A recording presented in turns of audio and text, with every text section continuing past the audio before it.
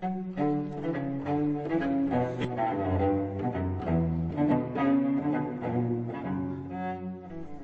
can gaze and not be sick, but I could never learn the trick.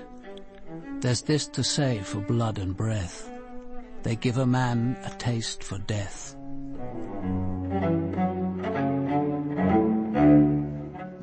John, Adam Dalgliesh. Sir? Well, the Commissioner's had a word with the Home Office. This one's ours. Ours? But the new squad isn't officially up and running till Monday week. I know, but a government minister with his throat cut. That's exactly the sort of high-profile case we're meant for. We have been commissioned early. Government minister? I thought he'd resigned. Ex-minister then, perhaps even ex-MP. It's still ours. I take it Division ashore the body really is Sir Paul Berowne. One of the bodies, John. Don't forget the tramp. Yes, it's Berowne, all right. The parish priest knew him. Apparently it wasn't the first time Berowne had spent the night in his church vestry. Incidentally, you'd better alert Inspector Miskin. Oh, Kate's off today, sir. I'll get her at her flat, and I'll rally the rest of the team. Fine, I'll meet you outside. 15 minutes. You knew him, sir, didn't you? Berowne, I mean. I hadn't liked him. When did you last see him? A couple of weeks ago. He asked me to call on him in the department. I could never see Paul Berowne without being reminded of the portrait of his ancestor, Sir Hugo, in the National Portrait Gallery. The likeness was almost uncanny. The same long-boned face, high cheekbones, widely spaced eyes, the same steady but slightly ironic gaze. "Read that," he said, and handed across a sheet of paper. The printed message didn't beat about the bush. Women should beware of the Transport Minister. His first wife was killed in a car accident. He was driving. Teresa Nolan, who nursed his mother, killed herself after an abortion. The naked body of Diana Travers, his domestic, was found drowned at his wife's Thameside birthday party.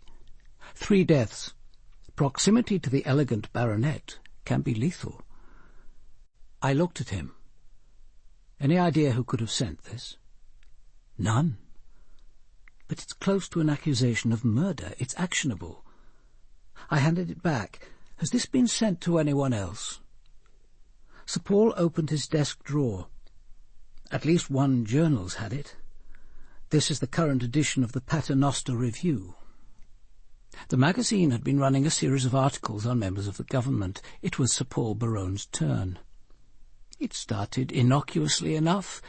His successful political career and how he lived with his second wife in the family home shared with his mother, Lady Ursula. It spoke of his daughter by his first marriage, Sarah Berowne, who was active in left-wing politics. But when it turned to his second marriage, it became unpleasantly snide. His elder brother, Major Sir Hugo Berowne, had been killed in Northern Ireland. Shortly afterwards, Paul's wife died in a car accident, and within 5 months Paul had married his brother's fiancée, finding consolation, as the paper put it, in the beautiful, bereaved Barbara. But the real sting lay in the final paragraph, its origin unmistakable. Women close to him have been singularly unlucky. His first wife died in a car smash while he was driving.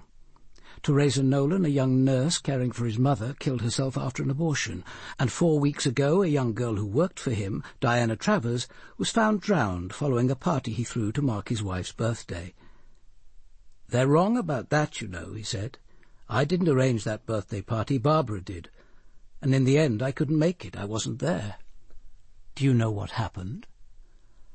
"I gather that Dominic Swain, that's Barbara's brother, wasn't invited. So in a fit of pique he threw his own party and included Diana Travers among the guests. Then some of them went for a midnight swim, and Diana drowned." I looked across at him. "What do you want me to do?" Berowne smiled. "Do you know, I'm not exactly sure. Keep a watching brief, I suppose." Do you think all this scandal could have led to his suicide? What suicide? All we've got at the moment are 2 corpses lying in a church vestry with their respective throats cut. One of them Sir Paul Berowne, the other a nameless tramp. Well, nameless at the moment. Come on, let's make a start. I wasn't surprised that Kate Miskin had beaten us to the scene. The bodies are through here, sir. They call it the Little Vestry. The little vestry was garishly lit. and the whole bizarre scene looked unreal. Berowne's sprawled body and severed throat, the clotted blood, the tramp, propped like a marionette against the wall.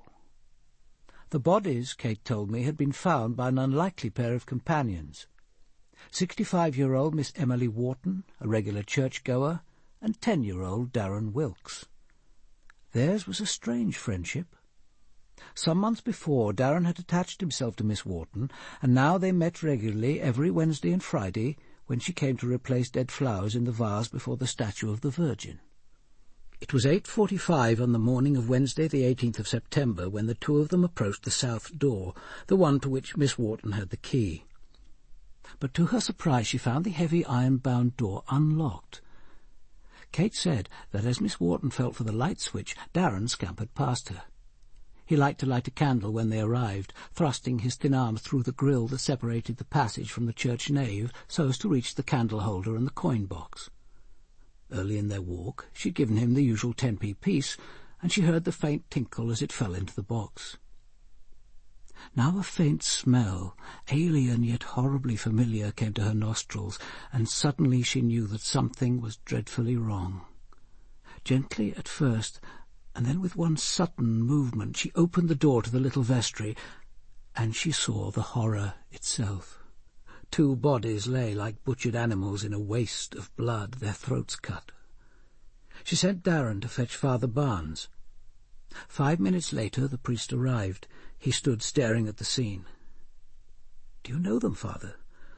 "Oh, yes, the tramp, that's Harry Mack. Poor Harry sleeps in the porch sometimes. And the other?" "The other is Sir Paul Berowne, MP, until a few days ago a government minister." Well, Kate? Murder followed by suicide, I'd say. Harry Mack has 1 clean slash. Berowne shows the classic pattern of self-inflicted wounds. 3 cuts, 2 tentative, the 3rd severing the trachea. Seems obvious. Yes, perhaps too obvious. Look at that blanket. Berowne must have clutched at it as he fell. It's half dragged off the bed, all bunched up on his right side. What of it? Look at the razor. It's lying on top of it, just by his right hand. He couldn't have dragged the blanket while holding the razor. No. He'd have dropped the razor first. So why should it be lying on top of the blanket? While waiting for the team to arrive, John Massingham and I pulled on latex gloves and took a look round the little vestry. What we found confirmed my growing conviction that this was a murder scene. In the grate lay a partially burned diary. Among the fragments of blackened paper lay a used match, but the box it came from was nowhere to be found. On the ancient oak desk lay a pink blotter that seemed almost as old as the desk itself, but superimposed on the faded markings were blottings that were clearly very recent. I went over to Berowne's jacket. Inside was an elegantly slim fountain pen. It should be possible for the lab to match the ink with that on the blotting paper. But if Berowne had been writing, where was the paper now? Had he himself disposed of it? Or had someone else found it, perhaps even come specifically in order to find it? Lastly, Massingham and I went through into the kitchen.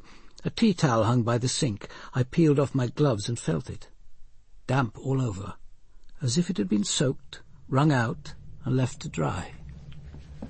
Well, the murderer would have had to have washed his hands and arms. Above the sink was a simple glass shelf. On it lay a sponge bag. With my gloves back on, I opened it. Inside was a narrow leather case with the initials PSB stamped in faded gold. I lifted the lid and found what I'd expected. The twin to the cutthroat razor lying so incriminatingly close to Berowne's right hand.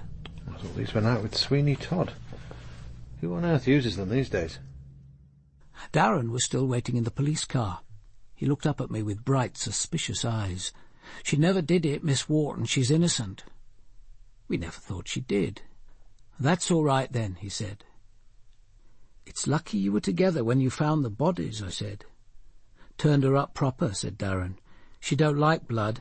I went to fetch Father Barnes." John, I want you to go home with Darren.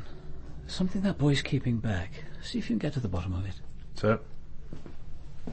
Father Barnes was sitting bolt upright, staring at the gleaming curve of the apse. When did you first meet Sir Paul Berowne? Last Monday, just over a week ago.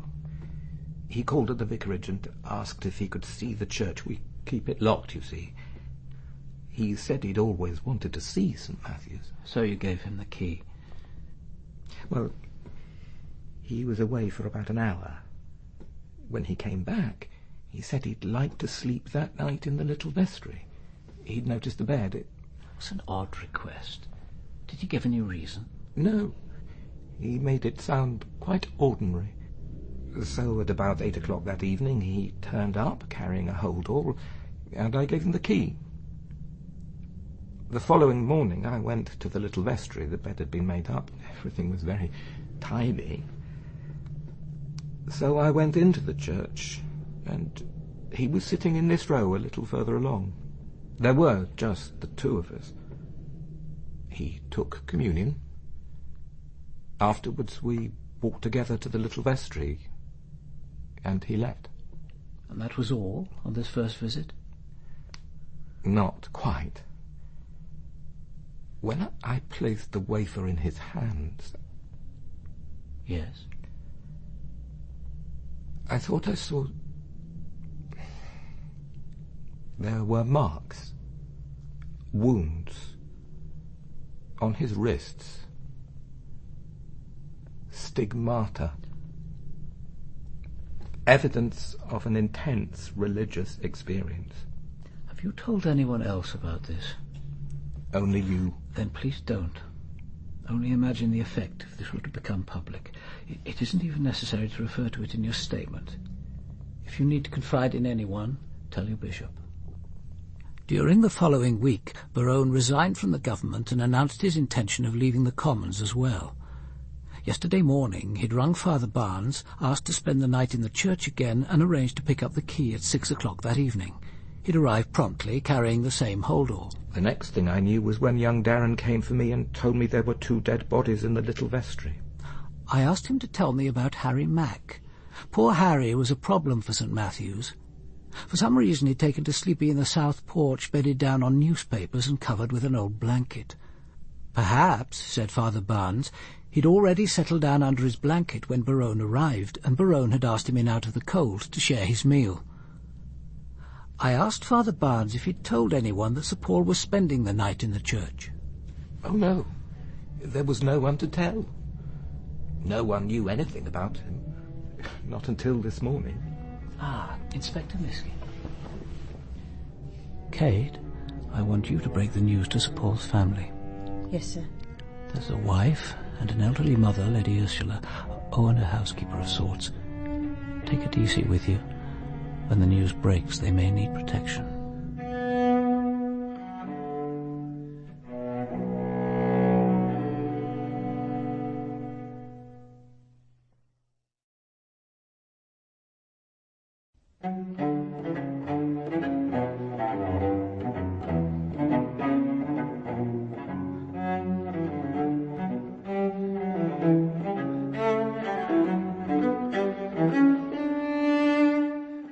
The shocking news of Paul's death brought back to me the moment I first heard that Hugo had been killed in Northern Ireland. So to my present grief was added a grief for Hugo, as keen, as new as when I'd first heard of his death. I suddenly developed a raging thirst. Mattie brewed me pot after pot of strong coffee, which I gulped down scalding hot. After a while, the physical symptoms subsided. You're sure, Lady Ursula? Here, let me. Stop fussing, Mattie. I'm perfectly all right now. Please leave me alone. Yes, go away. Oh, and bring Mr. Lampart up to me as soon as he arrives. Of course, Lady Ursula. I sat thinking, there is a world outside this pain. I shall take hold of it again. I must survive. 7 years, 10 at the most, that's all I need. So I must husband my strength. This meeting with Stephen. There are things I have to say, and there might not be much time. Mr. Lampard, my lady. Stephen! Oh, please, don't stand up, Lady Ursula. You mustn't. You're due for a hip replacement, aren't you? I'm on the waiting list. Forgive me, but aren't you suffering unnecessarily? Why not go private? I'm not in favour of buying privilege. I prefer to be treated on the National Health Service. But I haven't called you here for a professional opinion. Which, as an obstetrician, I wouldn't in any case be competent to give. Lady Ursula, this news about Paul is horrifying. Unbelievable. Shouldn't you have sent for your own doctor? Or a friend? You should have someone with you at a time like this. I have Matty. At 82, the few people one might wish to see are all dead. And I've outlived both my sons. That's the worst thing that can happen to a human being. I have to endure it, but I don't have to talk about it. I could have added, least of all with you. It seemed to me that the words unspoken hung between us. Underneath his pattern of professional success, I thought Stephen Lampard ambitious and a little vulgar. But this was prejudice, and prejudice is dangerous. After all, Stephen had been Hugo's best friend at Oxford. I knew I must be careful to betray as little as possible if this interview were to go the way I wanted. Stephen, there are 2 things we have to discuss, and there may not be another opportunity. Of course, Lady Ursula. Paul was murdered. The police will know that soon, if they don't already. Forgive me, but can you be sure? All Barbara could tell me when she rang this morning was that the police had found Paul's body and that of a tramp, and that there were injuries to their throats. Their throats had been cut, both of them. And from the careful tact with which the news was broken to me, I imagine that the weapon was one of Paul's open razors. I suppose Paul was capable of killing himself. Most of us are, given sufficient pain. But he most certainly was not capable of killing that tramp. No, my son was murdered. And that means there are certain facts the police will make it their business to discover. What facts, Lady Ursula? That you and my daughter-in-law are lovers. I see. Who told you that? Paul or Barbara? Neither. But I've lived in the same house with Barbara for 4 years. I may be crippled, but I have the use of my eyes and my intelligence. How is Barbara? How's she taking all this? I don't know. She's apparently too distressed to talk to visitors. Seems that I count as a visitor. Is that quite fair?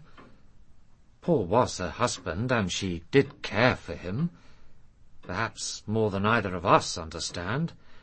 Look, do we have to talk now? We're both of us in shock. Yes, we have to talk, and there isn't much time. The policewoman who broke the news to me said that Commander Dalgliesh is coming here as soon as they've finished with whatever they're doing at the church. Presumably he'll want to interview Barbara as well. In time he'll get round to you. I have to know what it is you propose to tell them. This Dalgliesh, isn't he some kind of a poet? An odd hobby for a policeman? If he's as good a detective as he is a poet, he's a dangerous man. Dangerous? I've no reason to fear the police. You aren't seriously suggesting that they'll suspect me of cutting Paul's throat because I go to bed with his wife? I'm not saying they'll suspect you, Stephen, but it will cause less trouble if neither of you lies about your relationship. I'd prefer not to have to lie about it myself. Naturally, I shan't volunteer information, but it is possible they'll ask. But why on earth should they do that, Lady Ursula? Because my son was a minister of the Crown. and Commander Dalgliesh will liaise with Special Branch. Do you suppose there's anything about a minister's private life which isn't known to these people? Of course. I should have thought of that. I don't think my mind is working properly yet. Then I suggest that it begins working. You and Barbara have to agree on your story. Better still, agree to tell the truth. I take it Barbara was your mistress when you first introduced her to Hugo, and that she remained your mistress after Hugo was killed and she married Paul. Believe me, Lady Ursula, none of that was intended. It just happened. There's something you must understand. I may be her lover, but she doesn't love me. She'd never get rid of a perfectly good husband and a title to marry me, and certainly not by murder. You have to believe that. If you and she are going to go on living together... That at least was frank. You seem well suited to each other. Yes. We suit each other. She feels safe with me. That's why I suspect she doesn't feel particularly guilty. It's difficult to take adultery seriously when there's a marked lack of illicit pleasure. Your role in this relationship can hardly be satisfying. I admire your self-sacrifice. Oh, but she's so beautiful. And you see, Barbara adores attention. That's one thing you have to admit about sex. If nothing else, it's a guarantee of intense personal attention. But it ends there. No, if she thought I had a hand in killing Paul, she'd never forgive me. And she certainly wouldn't protect me. Who would she protect? Her brother, possibly. But not for long. She and Dominic have never been particularly close. Fortunately, no sibling loyalty will be demanded of her. Dominic Swain was here in this house with Matty for the whole of yesterday evening. Is that his story or hers? Are you accusing Dominic of having a hand in my son's death? Of course not. The idea's ridiculous. And if Matty says he was with her, I've no doubt he was. We all know that Matty is a model of rectitude. You said there were two things we needed to discuss. Yes. I'd like to be sure that the child Barbara is carrying is my grandchild, not your bastard. I see. Well, there's no possible doubt about that. I had a vasectomy 3 years ago. So, rest assured, you don't really need a DNA test after he's born. He? Oh, yes. It's a boy. Barbara had an amniocentesis.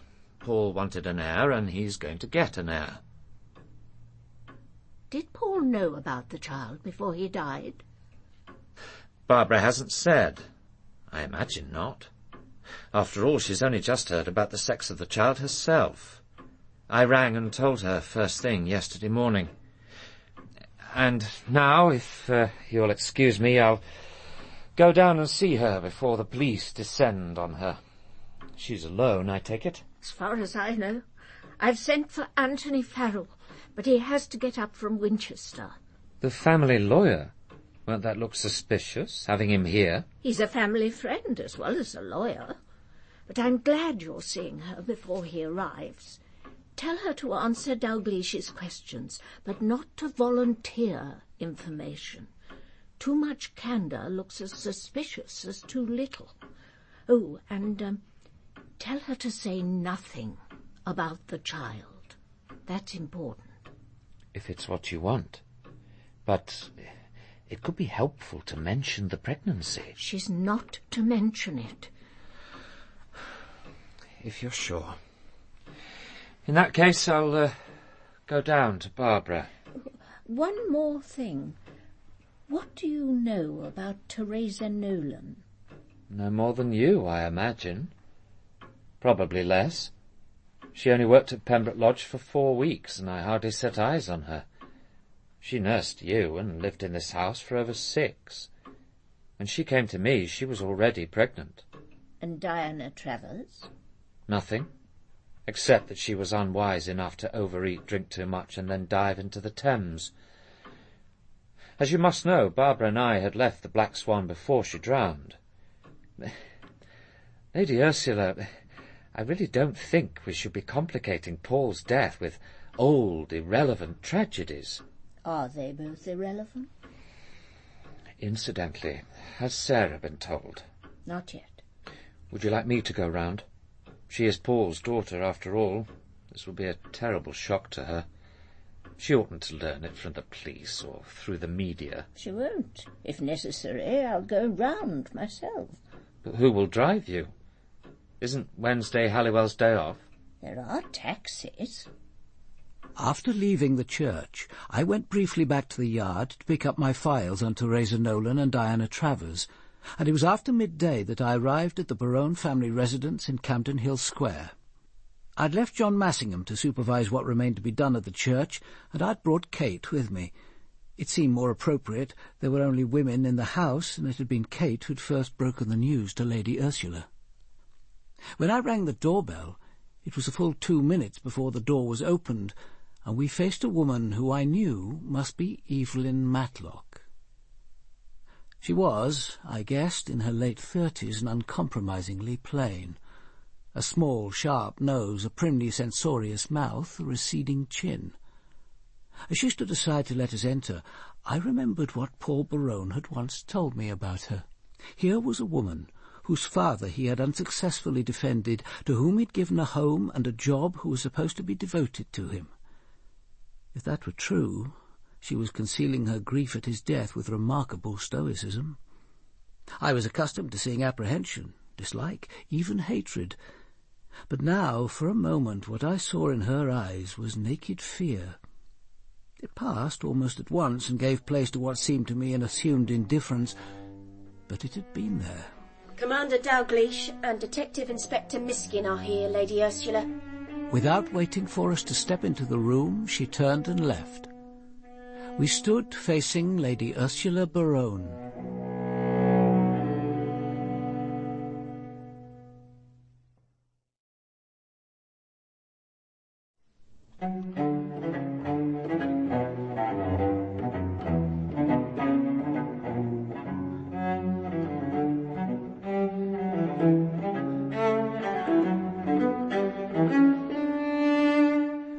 Lady Ursula Berowne was sitting very upright, her back to the window. She didn't rise as we came in, but held out a hand as Kate introduced me. Please, sit down.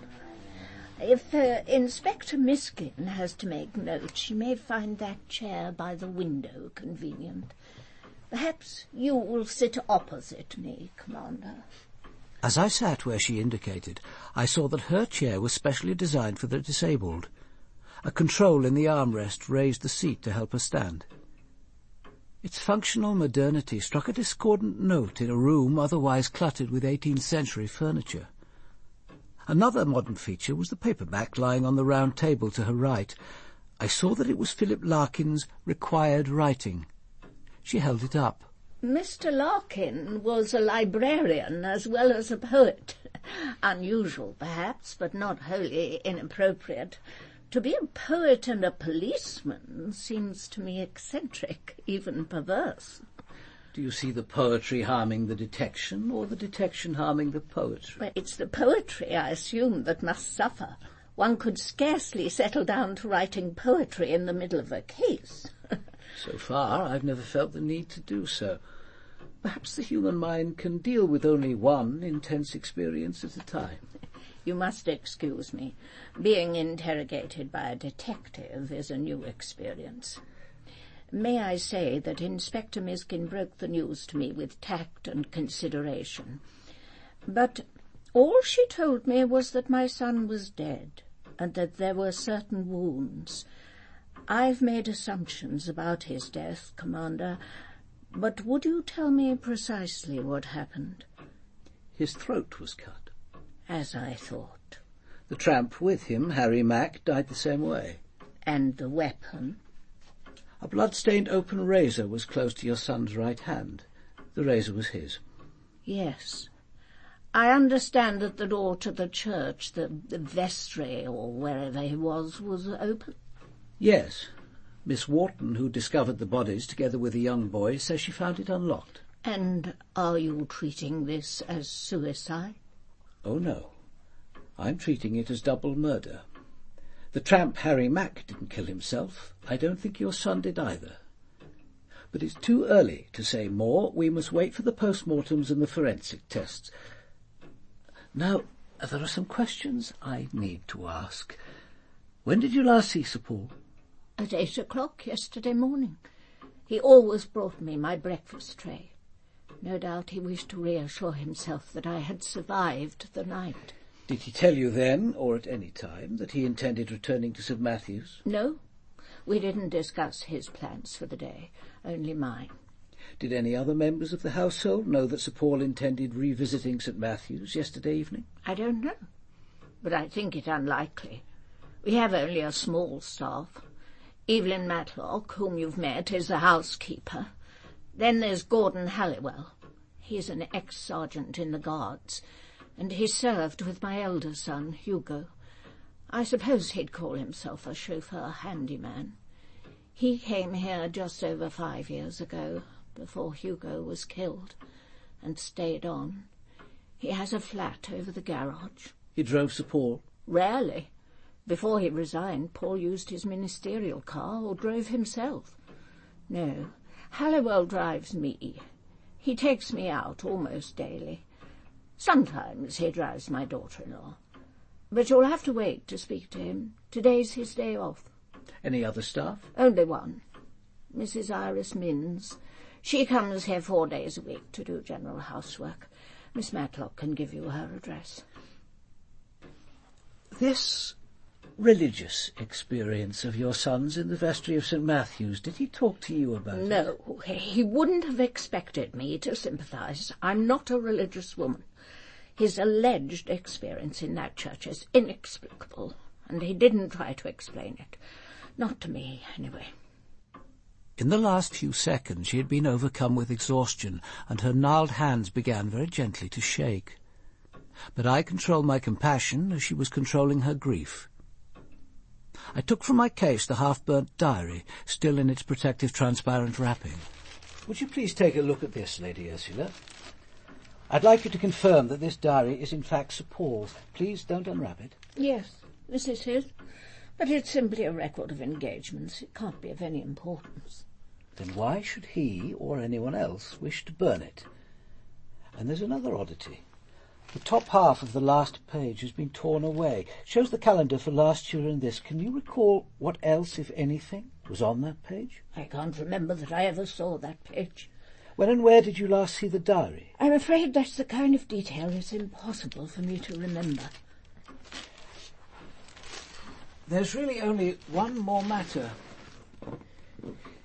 Is there anything you can tell me about the 2 young women who died after they'd been working in this house? Teresa Nolan and Diana Travers? Very little, I'm afraid. Teresa Nolan was a gentle, considerate nurse who helped me over a bad attack of sciatica for about 6 weeks. She had a room in this house, but she was on duty only at night. When she left, she took a post in a maternity nursing home in Hampstead. And she became pregnant while working here? Probably. But I can assure you that no one in this house was responsible. And Diana Travers? I know even less about her. She was an unemployed actress doing domestic work while resting. I think that's the euphemism they use. Miss Matlock took her on to replace a cleaning woman who'd left. You know why I am asking about these 2 women? Of course. 1 or 2 of my friends made it their business to send me the cutting about my son from the Paternoster Review. I'm surprised that the police should trouble themselves with what is surely no more than cheap journalistic spite. Now, if that is all, Commander, perhaps you would like to see my daughter-in-law. She insisted on escorting Kate and me down to the drawing-room 2 floors below. Here Sir Paul's widow, Barbara, was waiting to receive us, her lawyer, Anthony Farrell, at her side. Lady Ursula briefly introduced us and left. Lady Berowne, when did you last see your husband? Not after 9:15 yesterday morning. I left for a hair appointment about 10:30. Then I did some shopping and had lunch in Knightsbridge. I came back in the middle of the afternoon, changed and took a taxi to Pembroke Lodge. That's my cousin's nursing home in Hampstead. He's an obstetrician, Mr. Stephen Lampart. He drove me to dinner at the Black Swan in Cookham, and I was with him till midnight. That's when he brought me home. When you saw Sir Paul that morning, did he tell you how he proposed spending the day? No. But couldn't you look in his diary? He keeps it in his desk drawer in the study. We found the diary, or what remained of it, in the vestry with the two bodies. Good God. It was mutilated and someone had tried to burn it, so we need to find out what he was doing some other way. I'd hoped you could help. But does it matter? I mean, how does it help to know that he went to the estate agent a few hours before he was killed? Did he? He said he had an appointment. Did he say which one? No, and I didn't ask. I suppose God told him to sell the house. I don't think he told him which estate agent to use. It was at this point that Anthony Farrell intervened. He told me that he himself had been expecting to see Sir Paul the previous afternoon. Sir Paul had wanted to discuss certain financial arrangements following his decision to give up his parliamentary career, but he'd rung in the morning to rearrange the meeting for today. Now, as the family solicitor, Farrell said that once it was proved that Sir Paul had been murdered, he'd have to proceed to settle his affairs. But what is there to settle? Paul left everything to me. He told me so. The house, too. It's quite straightforward. I'm his widow. It's all mine. And the house alone, I thought, must be worth millions. I recalled, as I so often did, the words of an old detective sergeant when I'd been a newly appointed DC. Love, lust, loathing, lucre, the 4 L's of murder. And the greatest of these is lucre. At that moment, the door burst open and a young man flung himself across the room. Barbie, darling, Matty rang me with the news. It's awful, unbelievable. Darling, how are you? Are you all right? May I introduce my brother, Dominic? Dominic Swain, Commander Dalgliesh. Short and broad-shouldered, he had nothing of his sister's classical beauty, nor, despite his expensive Italian jacket and handmade brogues, did he convey her impression of effortless elegance. What happened, Barbie? Who did it? Do you know? He's acting, I thought. This isn't genuine. But then I had second thoughts.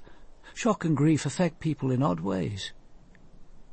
But I didn't miss Barbara Berowne's small shudder as his arms went round her shoulders. Shock or mild revulsion? I turned to him. As you are here, Mr. Swain, perhaps you'd answer 1 or 2 questions. When did you last see Sir Paul? Oh, do you know, can't remember. Not for some weeks, anyway. Actually, I was in the house all yesterday evening, but Evelyn, Miss Matlock, wasn't expecting him back for dinner. She said he'd left in the morning and no one knew where he'd gone. When did you arrive? Just before 7.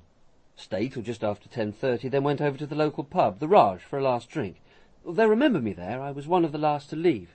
And you were here the whole time? Yes. Could Sir Paul have returned to the house while you were here? I suppose so. It doesn't seem likely. I was having a bath for about an hour. That's mainly why I came. He might have come back then. I think Miss Matlock would have mentioned it. I'm sharing digs at the moment. There's only a shower, and that's in the loo. So I've taken to turning up here for the occasional bath and a meal. Our last interview that afternoon at Camden Hill Square was with Miss Matlock. She showed us where Sir Paul kept his diary, but couldn't explain how it came to be found in the vestry of St. Matthew's. She said that the previous morning Sir Paul had prepared a picnic lunch for himself in the kitchen before leaving at about 10 o'clock. She hadn't known he was going to St. Matthew's Church, and she hadn't seen him since. She said that Sarah, Sir Paul's daughter, had called her in the afternoon to see her grandmother, but that Lady Ursula had been out. She confirmed Dominic Swain's account of how he'd spent the previous evening. As we were being driven back to the yard, I rang John Massingham. This lad, Darren Wilkes.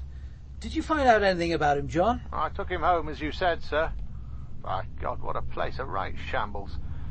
His mother was flat out on the bed, drink or drugs or both. I couldn't get a word out of her. The boy's clearly been stealing, left, right and centre. His room was piled high with all sorts, a lot of it food. Can't blame him, poor mite. What did you do? Rang the juvenile bureau. The lad was terrified they'd put him in a home. Why can't I go home with Miss Wharton, he kept saying, but I told him all they'd do was send someone round to look after him. A PC arrived after a bit. She'll stay till his mother can take over. Good. Now, any news of Berowne's daughter? Sarah. Yes, sir. She's a professional photographer. Pretty busy until tomorrow evening. I've arranged for us to go round at 6:30. It's Sarah. Thank God I've reached you. Ivor, I have to see you.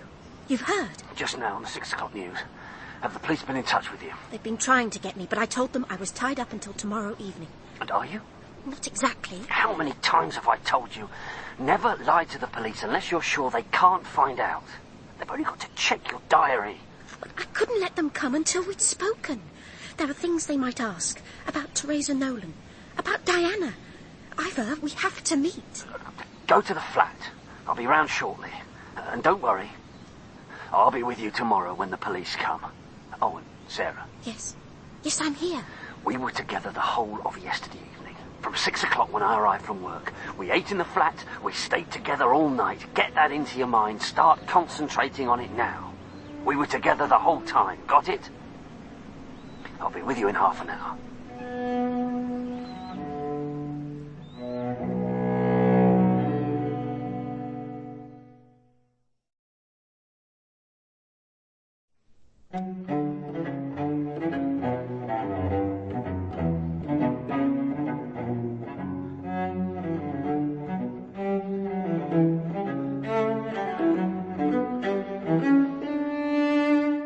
It was just before 10, and John Massingham and I were thinking of locking up our papers for the night when Lady Ursula rang.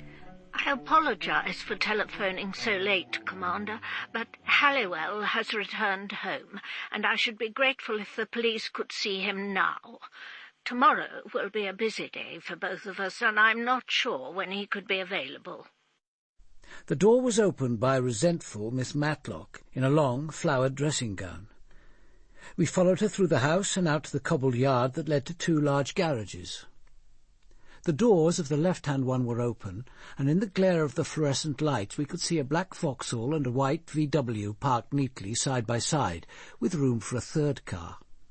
The entrance to Halliwell's flat was by way of an iron staircase leading up the side of the garage wall. A man's bicycle was propped against it.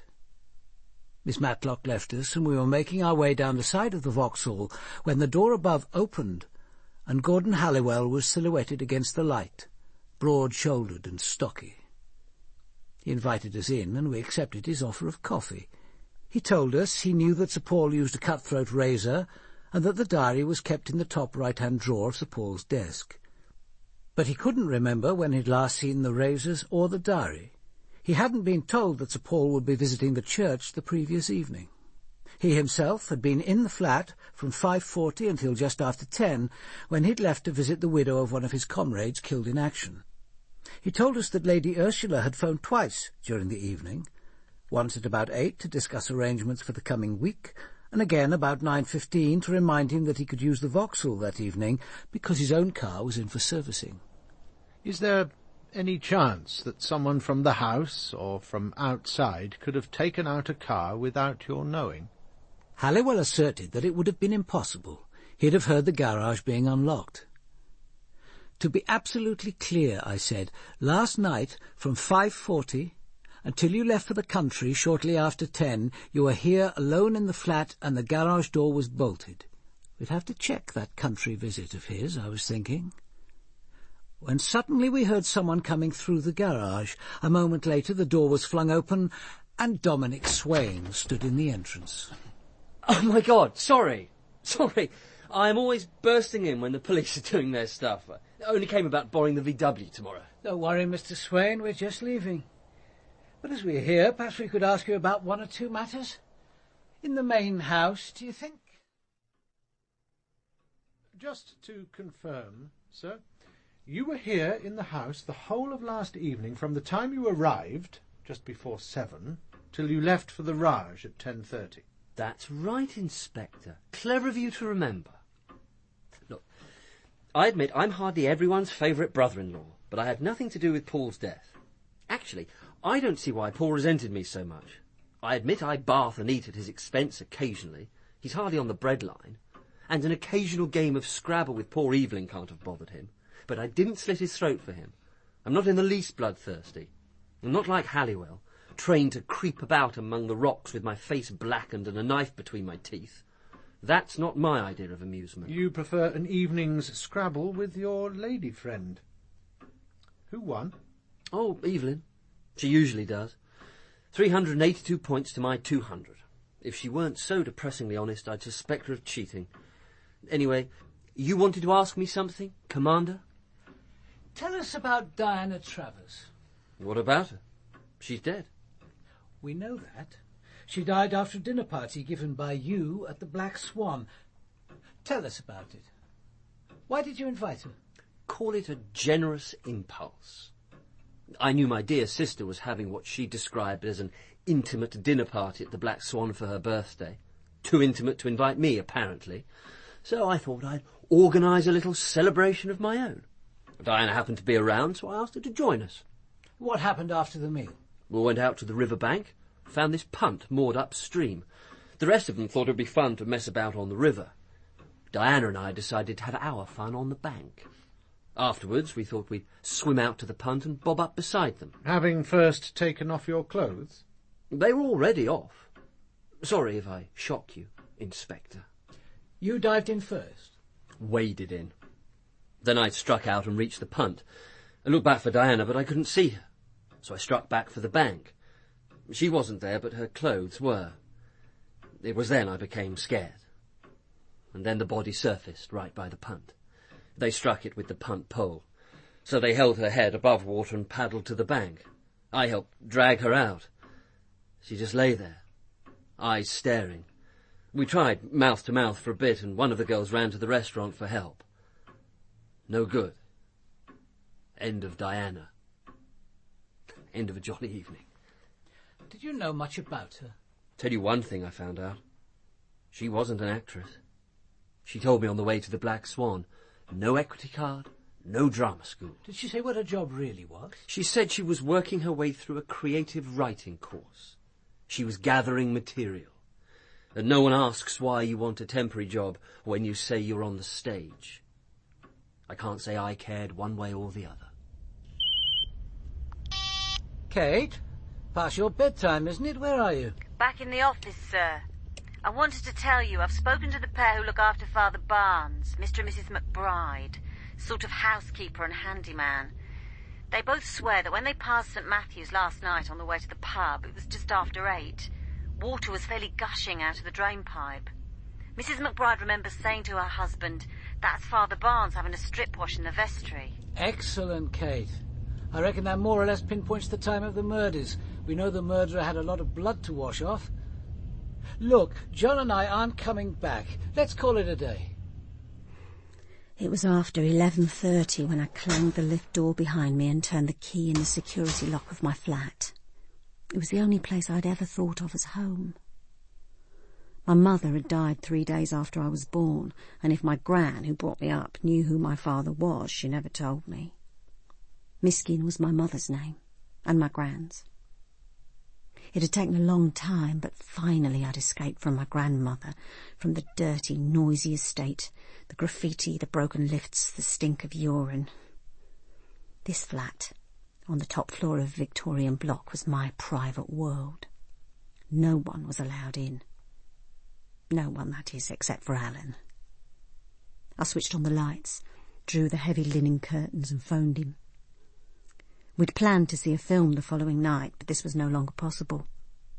It was pointless to make any plans until the case was finished. Alan took the news calmly, as he always did when I had to break a date. "Well, good luck with the case," he said. "I hope it won't be love's labour's lost." I didn't get it. Berowne, he explained. Interesting name. Berowne was a lord in Shakespeare's play. I was getting ready for bed when I saw there was a message on the answer phone. "Kate," I heard, "this is Joe Mason, your grandmother's social worker. There's been some trouble. Mrs. Miskin went to collect her pension this afternoon, and when she came back she found a window smashed. Please ring me as soon as you get in. If it's after 5:30, would you ring your gran direct? This is really urgent." "Oh, there you are," was Gran's greeting when I rang. "Fine time to call." "You all right, Gran?" "Of course I'm not bloody all right. When you coming round?" "I'll try to look in tomorrow, but it won't be easy. I'm in the middle of a case. Better come at 3. Mrs. Mason says she'll look in at 3. She wants to see you, special. 3 o'clock, mind. And she put the phone down. I thought, oh, God, I can't cope with this again, not now. Not just at the beginning of a new case. I'd done everything possible to make my grandmother independent, to avoid having her come to live with me. But that, I knew, was what my grandmother, in alliance with her social worker, was inexorably pressing me to accept. I couldn't do it. I couldn't give up my freedom. I couldn't give up Alan. I had a right to my own life. Pembroke Lodge was a low, elegant Edwardian villa in Hampstead, in its own grounds, set well back from the road. Although on the staff of 2 major London teaching hospitals, this was Stephen Lampart's personal domain, and I had no doubt a highly profitable one. I know, of course, why you're here. Lady Berowne phoned me soon after she'd heard the news, and I called at the house. I wanted to offer what help I could to her and to Lady Ursula. This really is an appalling business. Are you any clearer yet what exactly happened? Both their throats were cut. We don't yet know why or by whom. I see. So, what do you want of me, Commander? I'd like you to talk to us about Sir Paul. We need to know as much about him as possible. I don't think I can give you much help. I suppose he must have had political enemies, but they're not the sort to go in for murder. Unless... You have someone in mind, sir? No, Inspector. I was thinking, possibly, of someone on the radical fringes of society, but it's more than unlikely. It's ridiculous. Sarah, his daughter, strongly disliked his politics, but I've absolutely no reason to suppose that the set she's mixed up with, or even her radical boyfriend, would go in for razor slashing. What set is that? Oh, some extremist revolutionary outfit. The exact name escapes me. And the boyfriend, sir? Who is he? Ivor Garrod, leading member of Renter Mob. I've only met him once. Sarah brought him to dinner about 5 months ago, principally, I imagine, to annoy Papa. A ghastly occasion. From what he said, the violence he advocates is on a somewhat grander scale than merely cutting the throat of a single Tory ex-minister. When did you last see Sir Paul Berowne? About 6 weeks ago. Actually, I was hoping to see him this week. I wanted to discuss his decision to drop out of public life. I was concerned for Lady Berowne, Barbara. She's my cousin. We've known each other since childhood. I have an interest. How strong an interest? I don't want to marry her, if that's what you're implying. For the past few years I've been her lover as well as her cousin. You could call that a strong interest, I suppose. Did her husband know? I've no idea. Anyway, he was hardly in a position to object. He had a mistress, as I've no doubt you've discovered. Or haven't you grubbed out that piece of dirt yet? I'm interested to know how you managed to grub it out. Barbara told me of her suspicions about 18 months ago, and I got hold of a suitably discreet private detective on her behalf and had him followed. She just wanted to know. I don't think she saw the woman as a serious rival. Actually, I suspect she was quite pleased. It gave her something to hold over Paul if the need arose, and of course it freed her from the disagreeable necessity of sleeping with him regularly. We shall, of course, need to know this woman's name and address. Of course, Commander, but I may say the information made very little difference to Barbara. She didn't lock her bedroom door against her husband. Barbara liked an occasional assurance that he was still suitably enthralled.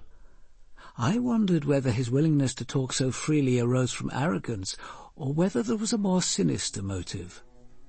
Lampart wouldn't be the first murderer to believe that if you told the police details they had no right to demand, they'd be less likely to suspect other, more dangerous secrets.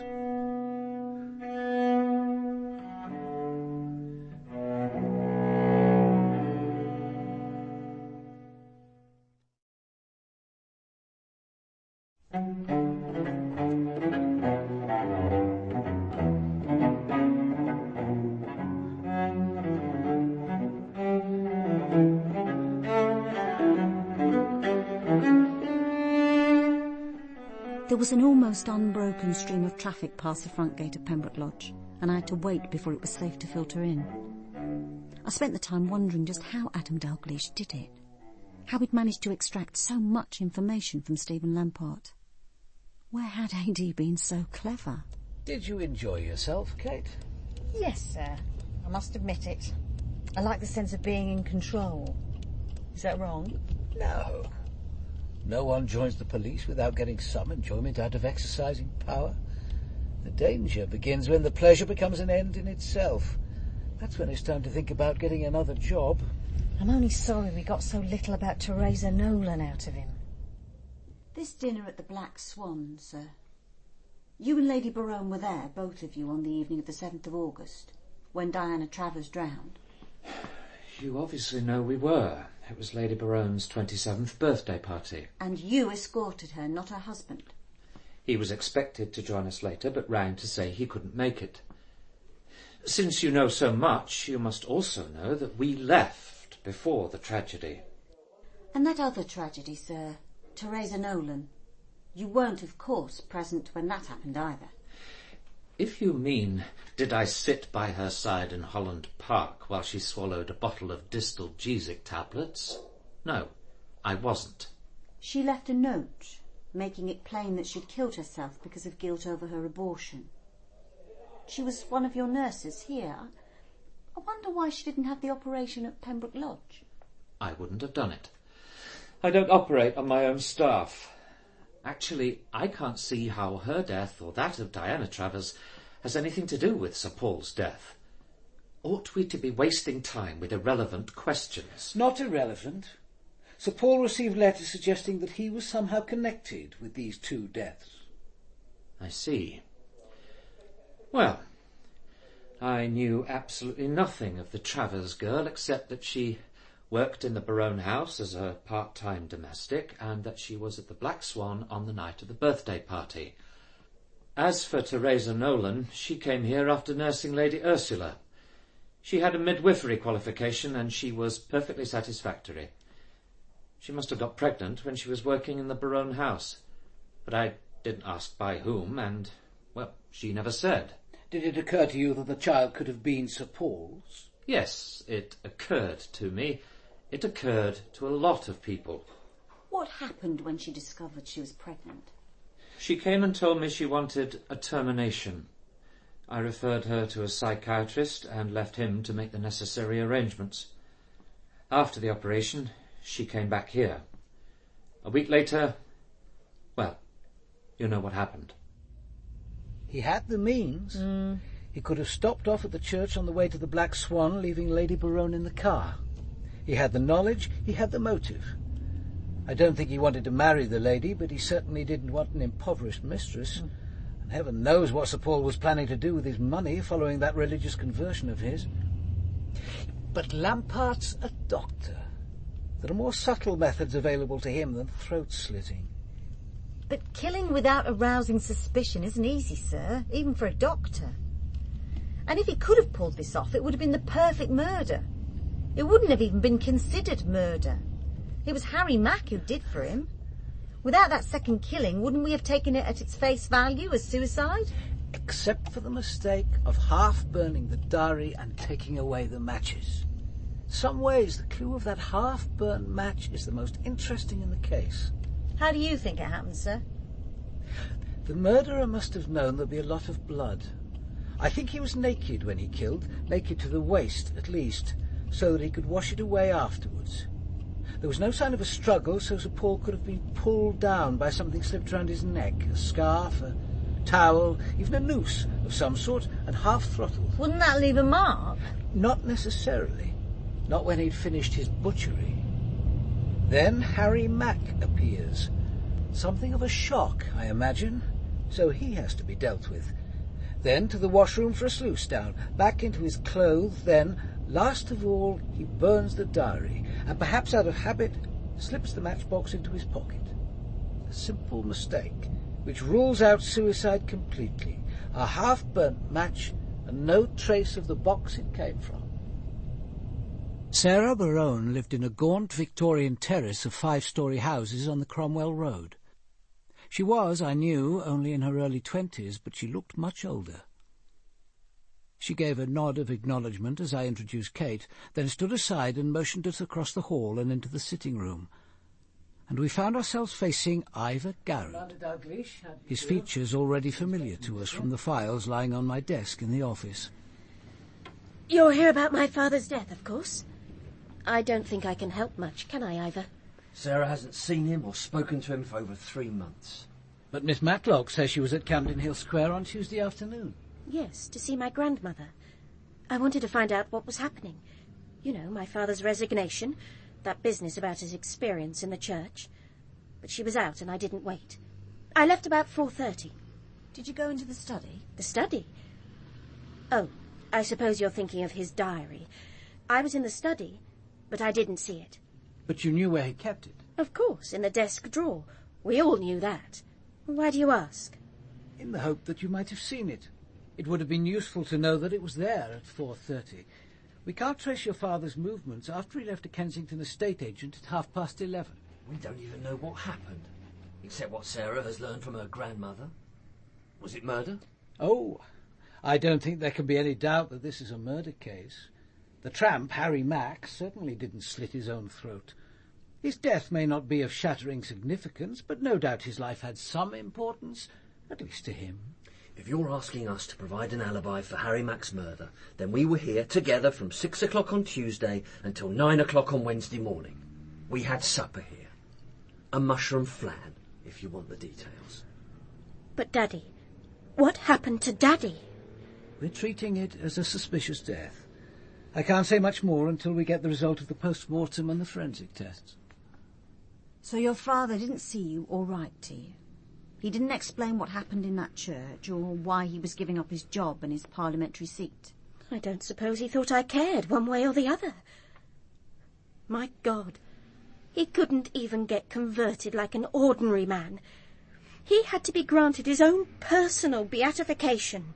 Does that matter? Not to me.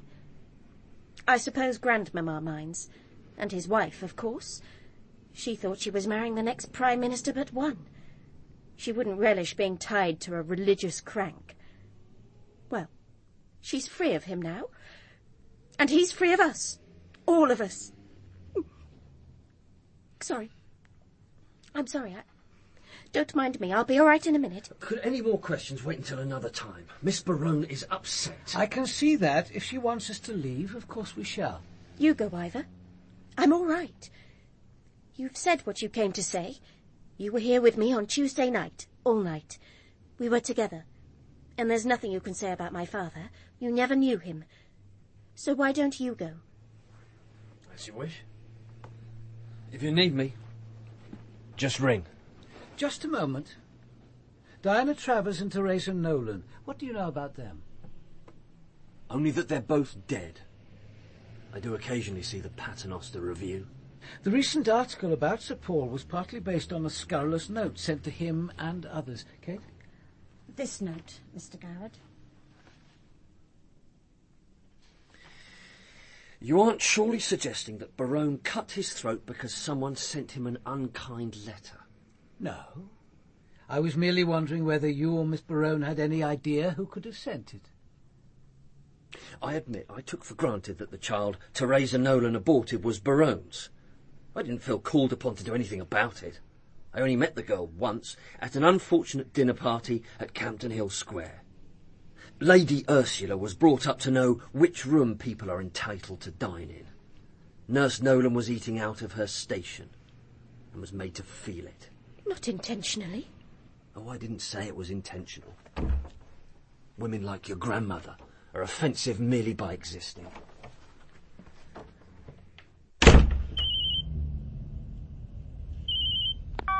Yes, John. There's been a development, sir. Harrow Road have just been on the phone. A couple walked into the station 10 minutes ago, a 21-year-old and his girl. They say they were on the towpath on Tuesday evening and passed through the turnstile by St Matthew's just before 7. There was a large black Vauxhall parked outside the south door. I knew Ivor would come back that night. I walked out onto the balcony, gazed out into the darkness, and made myself think about my father. I could recall the precise moment things changed between us. We'd been living in Chelsea, just my parents, myself, and Matty. The phone call came at 7 o'clock on a misty August morning. I answered the phone in the hall and was given the news just as my father came down the stairs. He saw my face and stopped, his hand on the banister. I looked up at him. "It's Uncle Hugo's colonel, Daddy. Hugo's dead." Our eyes met and held for a moment, and I saw it clearly, the mixture of exultation and wild hope, the knowledge that now he could have Barbara. It lasted only a second. Time moved on. But nothing afterwards could ever be the same between us. Everything that followed, the car accident, my mother's death, his marriage to Barbara less than 5 months later, all seemed only the inevitable consequence of that moment. It was after 11 before Ivor arrived, and I was very tired. He wasted no time on preliminaries. Wasn't very clever, was it? Allowing yourself to be left alone with probably the most dangerous detective in London and his fascist sidekick. It wasn't like that. They were quite human. You haven't any idea what the police are like. Just get it into your head. Dalgliesh knows you'll come into a fair amount of money. He knows you've got a lover who doesn't care a damn about this rotten society and would like to get his hands on that legacy. So he's got a motive and a very satisfactory suspect. Just what the establishment are hoping for. Now he can get down to fabricating the evidence. You don't really believe that? For heaven's sake, Sarah. There's only one way with the police. Tell them nothing. I suppose if I'm actually arrested, you'll let me tell them where I really was on Tuesday night. I'm not sure I oughtn't to tell them anyway. Tell them what? The code names of 11 people whose real names and addresses you don't even know? Point them to a semi where they'll find nothing incriminating? The moment a policeman sets foot in the safe house, the cell is disbanded, reformed, rehoused. We're not fools. What's more, there is a procedure for treachery. What procedure? Throwing me in the Thames? Slitting my throat? Don't be ridiculous. Ivor, where were you on Tuesday night? You have never been late for a cell meeting before. There was a hold-up on the tube. I explained at the time. I wasn't at St. Matthew's cutting your father's throat, if that's what you're implying. And until this case is over, we better not meet. If necessary, I'll get in touch with you in the usual way.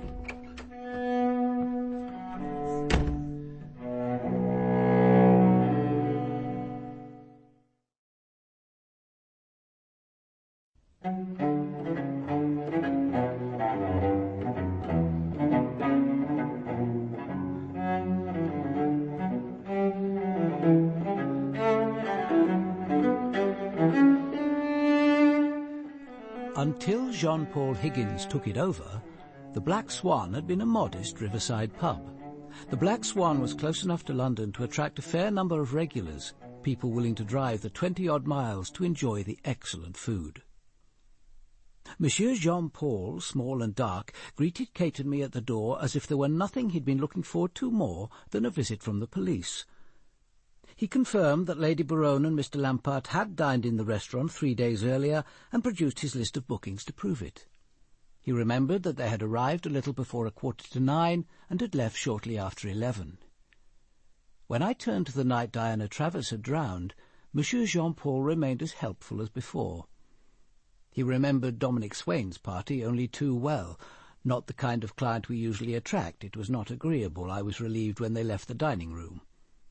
Sir Paul wasn't with his wife's party, I understand. That is so. When they arrived, Mr. Lampart said that Sir Paul hoped to join them later, but he phoned at around 10 to say that it would not, after all, be possible. "Who took the call?" I asked. "My doorman, Henry." Henry believes that 10 minutes earlier he actually saw Sir Paul in the car park. We sent for Henry. "Oh, yes, sir, I saw him." "How certain are you it was Sir Paul Berowne?" "Pretty positive, sir." Do you know what car he drives? Black Vauxhall, I think. There was no Vauxhall in the car park that evening, though. And about 10 minutes after you saw him, Sir Paul rang to say he wouldn't be arriving after all. That's right, sir. And that's all you can tell us? Well, seems daft when I come to think about it. Go on. He was walking quickly and in the shadow of the hedge, but there was something about the way his jacket was clinging. His trousers, too. I'll swear he was wet, sir. Soaking wet. I think he'd been in the river. But even odder is that he wasn't walking away from the river. He was walking towards it. The main purpose of our visit to the Black Swan had been achieved.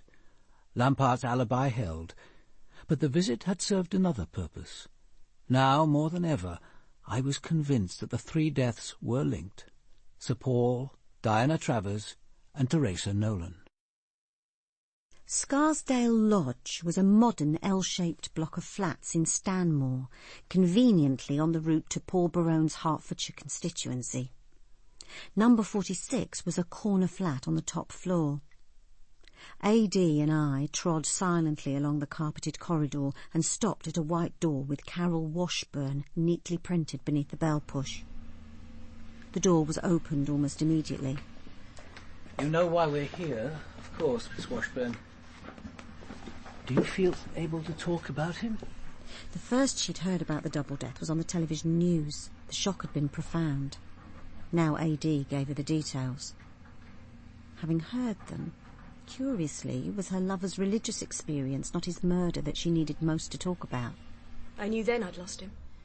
Not as a friend, perhaps, but then I didn't want him as a friend. I'd lost him as a lover. I'd lost him forever. Did he ever suggest marriage? Forgive me, this question could be important. You think someone could have slit his throat to prevent him asking for a divorce so that he could marry me? You're wasting your time. No, he never suggested marriage. And neither did I. Did he tell you he had a poison pen letter about Teresa Nolan and Diana Travers? Yes, he told me. And if you're thinking that Teresa Nolan's child, the one she aborted, was his, you're mistaken. He'd certainly have told me. Look, it was just a poison pen letter. Politicians get them all the time. And what does it matter now? The scandal and the lies. They can't hurt him. Nothing can. Not anymore. Were there things that did hurt him? He was human, wasn't he? Of course there were. What things? His wife's infidelity? Miss Washburn, my priority is catching his murderer, not preserving his reputation. I'll try to see that they're not incompatible, but I'm clear what has to come first. Shouldn't you be? No. I've preserved his privacy for 3 years. It's cost me a lot, but I'm not complaining. I knew the rules. We could never be seen together, and I always took second place. To his job, his wife, his constituents, his mother. There were a lot of things I couldn't give him, but I could give him secrecy, discretion. And that I intend to continue giving him. You'll catch Paul's murderer, Commander Dalgliesh, but you'll have to do it without me. I'm not going to break his confidences just so you can notch up another success. Goodbye, Commander. Mrs. Iris Minns did general housework 4 days a week for the Berownes. We got her address from Miss Matlock, a council flat on the second floor of a block off the Portobello Road. As we crossed the wide courtyard, John Massingham said, "I'll do the talking." I felt the familiar spurt of resentment, but said nothing. We found ourselves facing a small, compact figure with a square face, a round, determined chin, and a pair of dark, almost black eyes, which gave us a quick, appraising glance as if inspecting us for dust. She motioned me to one of the 2 armchairs and took the other herself, leaving John to turn a dining chair round and perch somewhat uncomfortably on it. Lady Ursula said you'd be along sooner or later when she phoned me with the news. So that was the first you'd heard of Sir Paul's death, when his mother rang to warn you? Warn me? No call to warn me. I didn't slit his throat for him, poor man. Mind you, you'd have thought Miss Matlock might have taken the trouble to phone earlier. That would have been better than me hearing it on the 6 o'clock news. Lady Ursula rang just before 9, nice of her to trouble. But then we've always got on well, me and Lady Ursula. Mind you, she didn't tell me much. What happened? Suicide, was it? We can't be sure, Mrs. Minns. Not until we know more results of tests and so on. When did you last see Sir Paul? Just before he went out, on Tuesday. 10:30, that would be. We was in the library. I'd gone in to polish the desk, and there he was sitting there. So I said, I'll come back later, and he said, no, come in, Mrs. Minns, I won't be long. What was he doing? Like I said, sitting at his desk. He had his diary open. Are you sure? Of course I'm sure. Think I don't know a diary when I see one? After he'd finished writing in it, he closed it up, put it in the top right-hand drawer where it's usually kept. Anything else happened between you? Not much. I asked him if I could borrow one of his books. Borrow one of his books? That's right.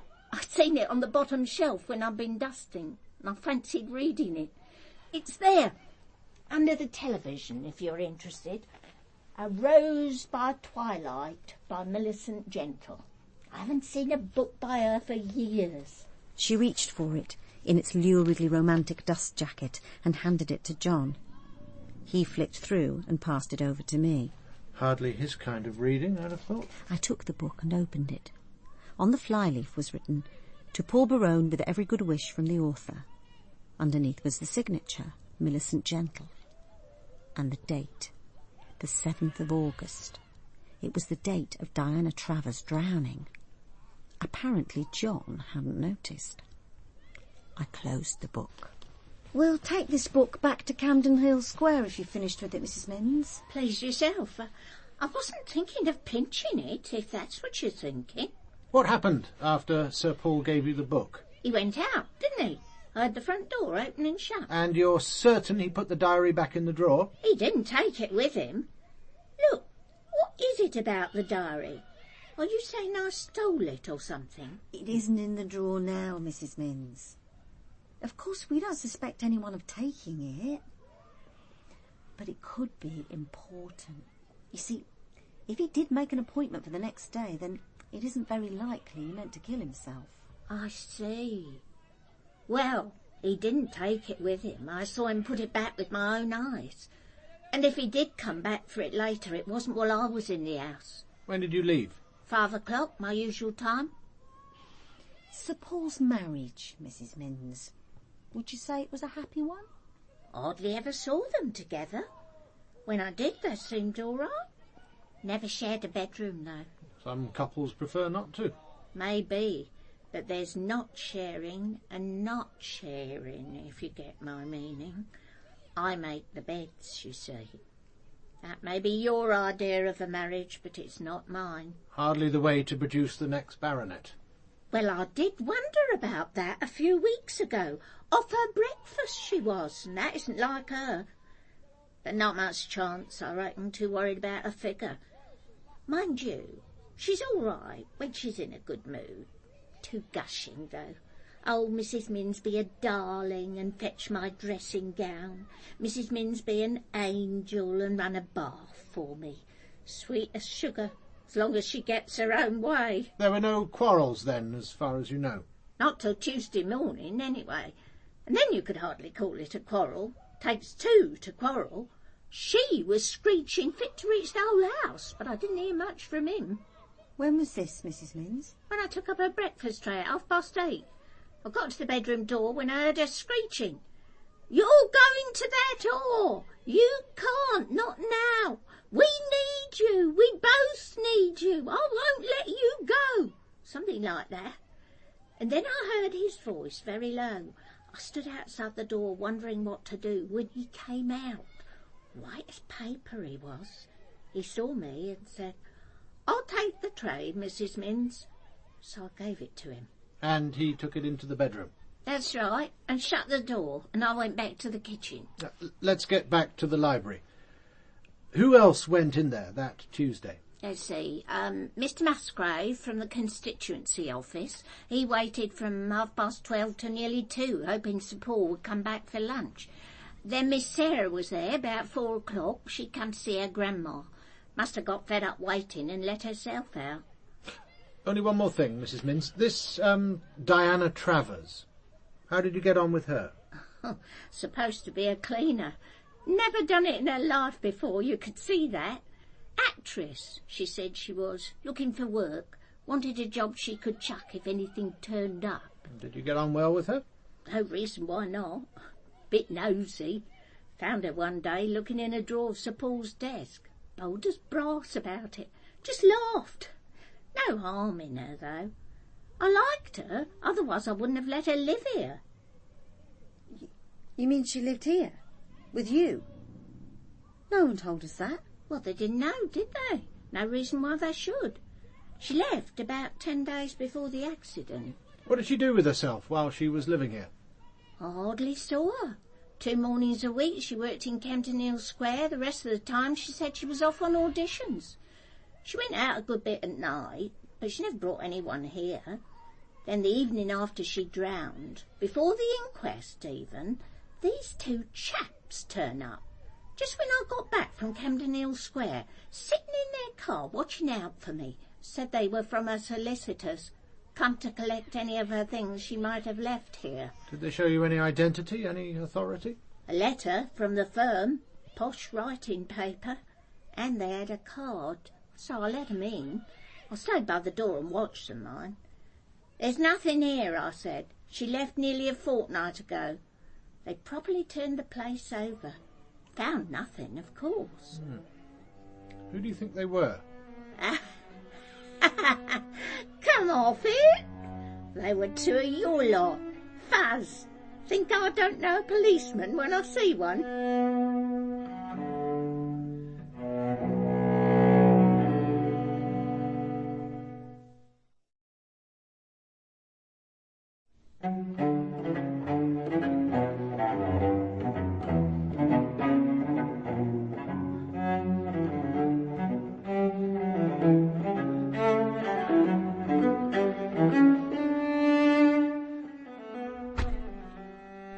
Kate, why did you bring away that novel? Millicent Gentle's signature is dated the 7th of August. That's the day Diana Travers died. So it's on the cards that Berowne met Millicent Gentle that day and she gave him the book. Oh, yes. Could be.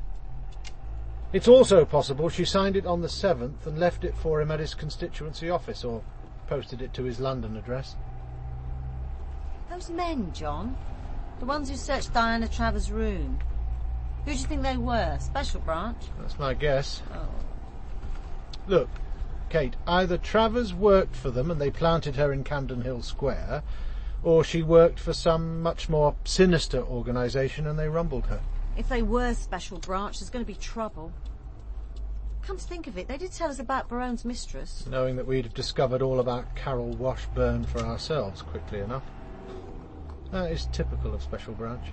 Their idea of cooperation is make sure you don't tell them anything they don't know already.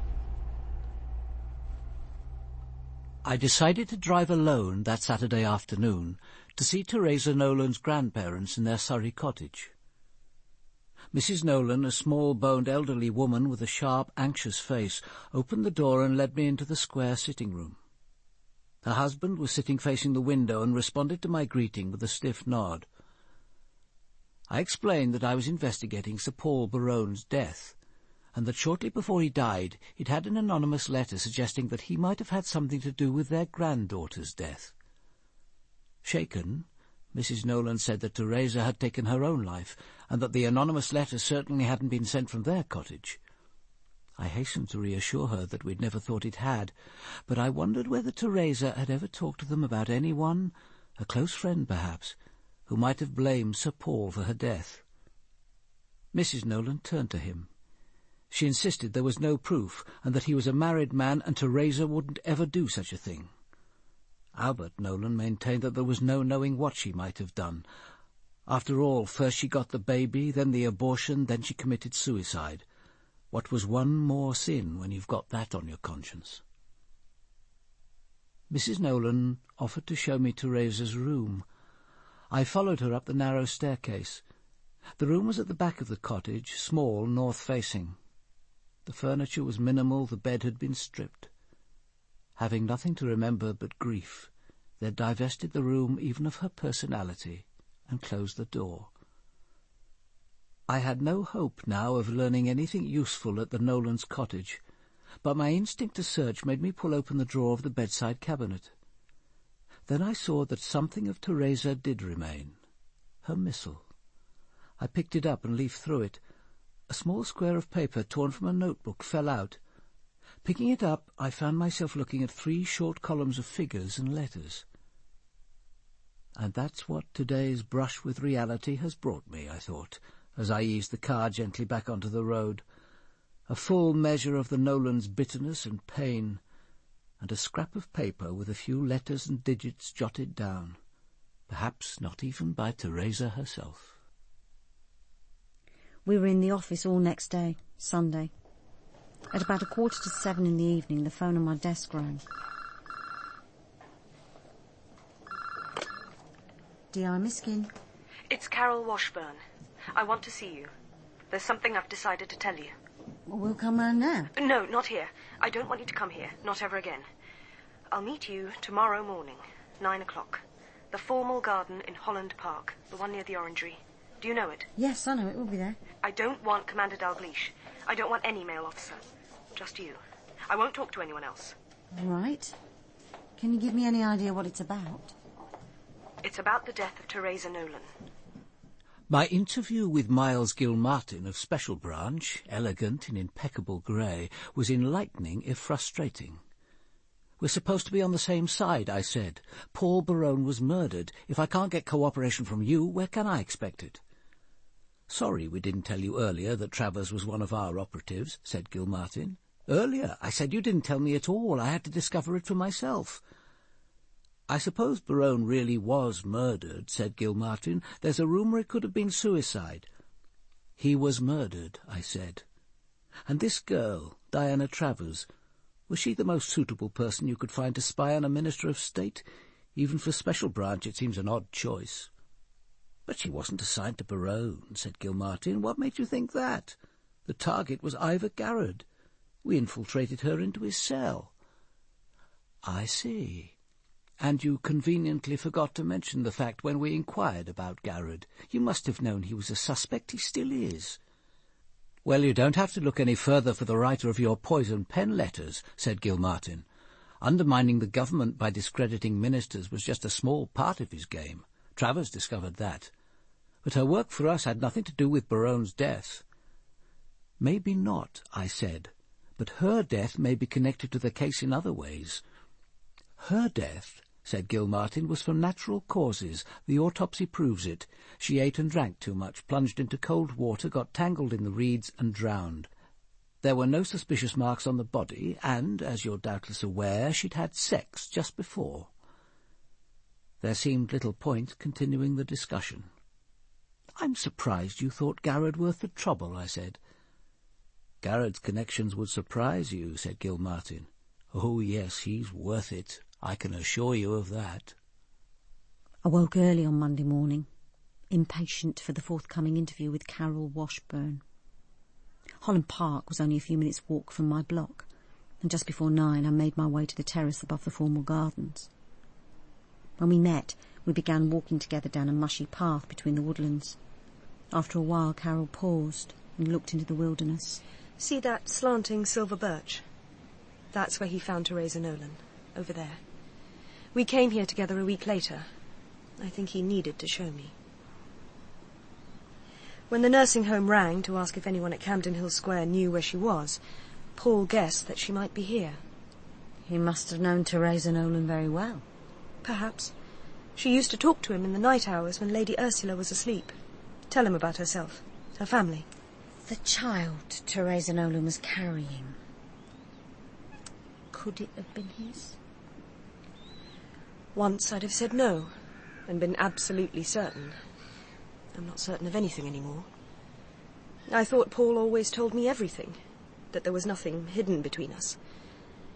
Yesterday, I learned that there were things he didn't tell me. Why, what happened? Barbara Berowne came to see me, out of the blue.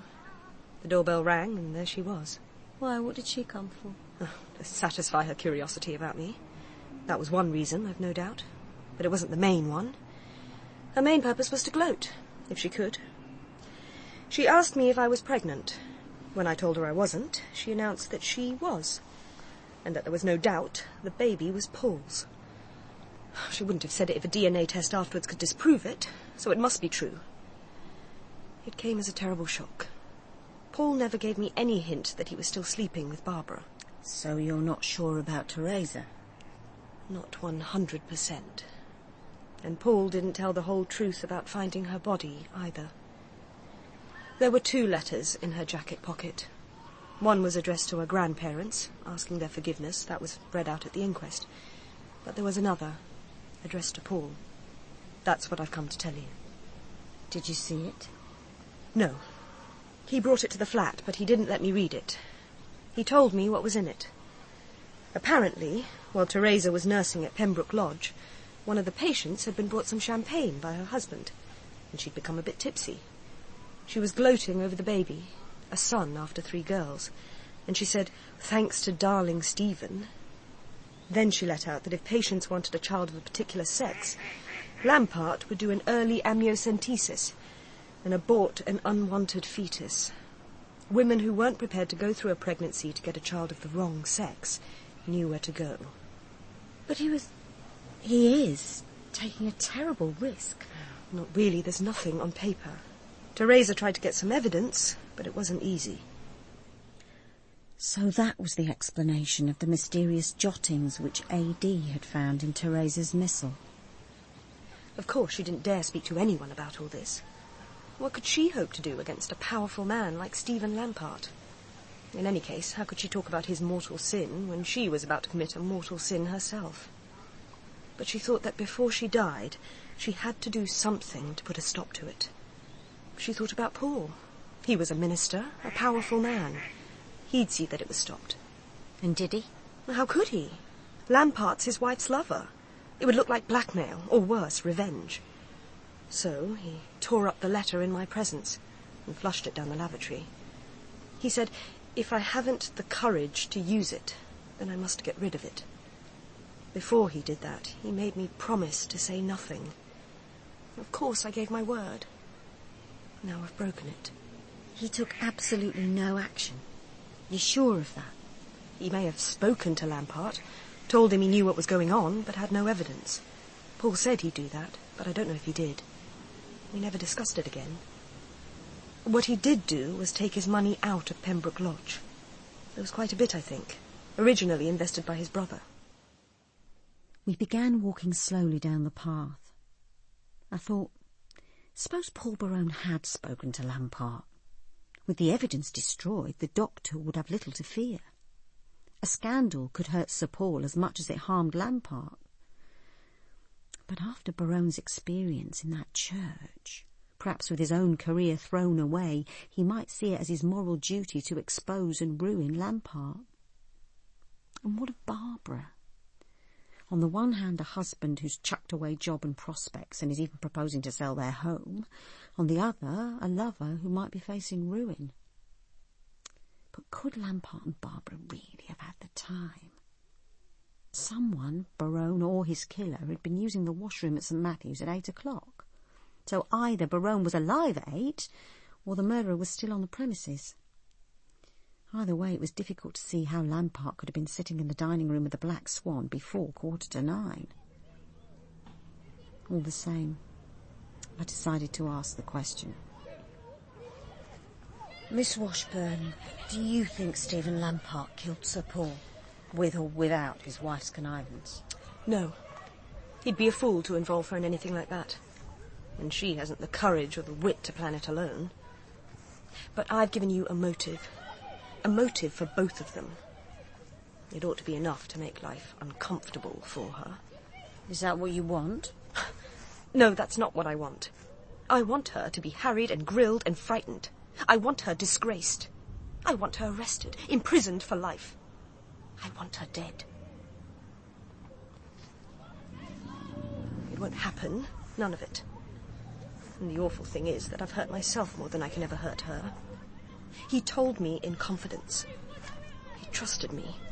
He always trusted me. I broke his confidence. I broke the sacred bond between us. Once I'd phoned you, once I'd asked you to meet me, there was no turning back. Now there's nothing left. Nothing of our loving that will ever be free of pain and guilt.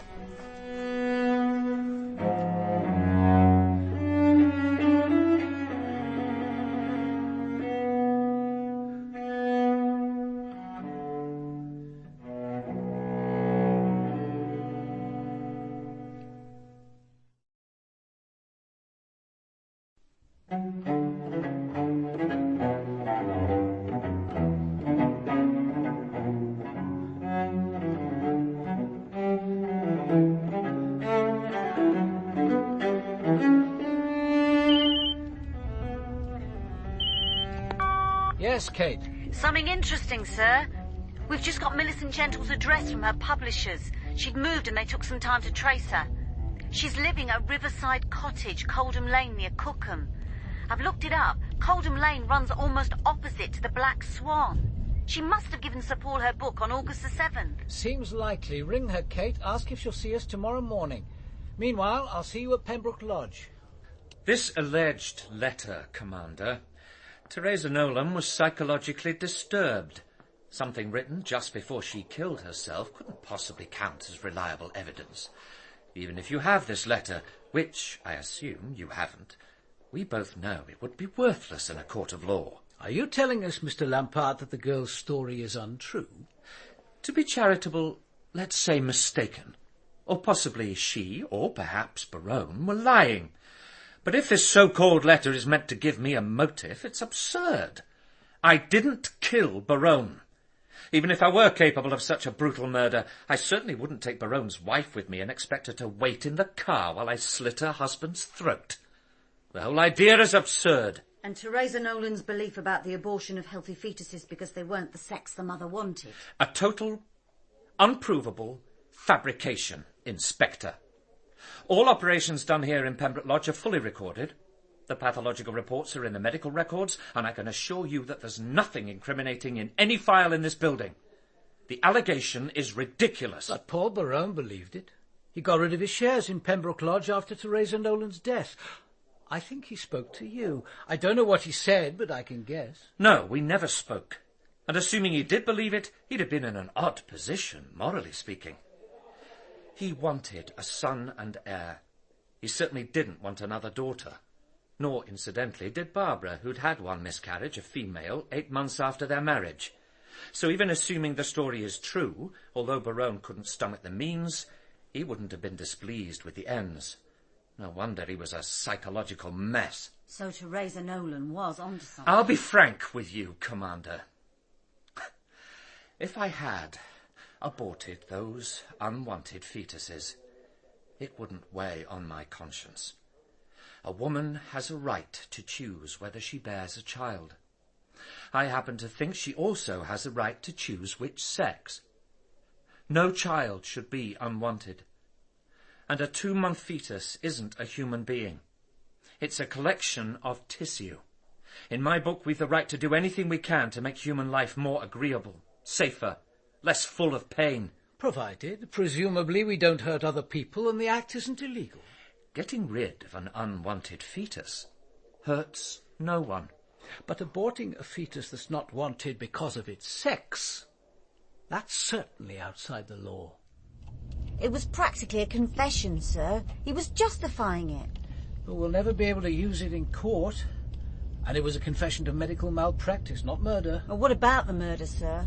Oh, Lampard had means and motive, and he's got the knowledge and the arrogance to think he can get away with it.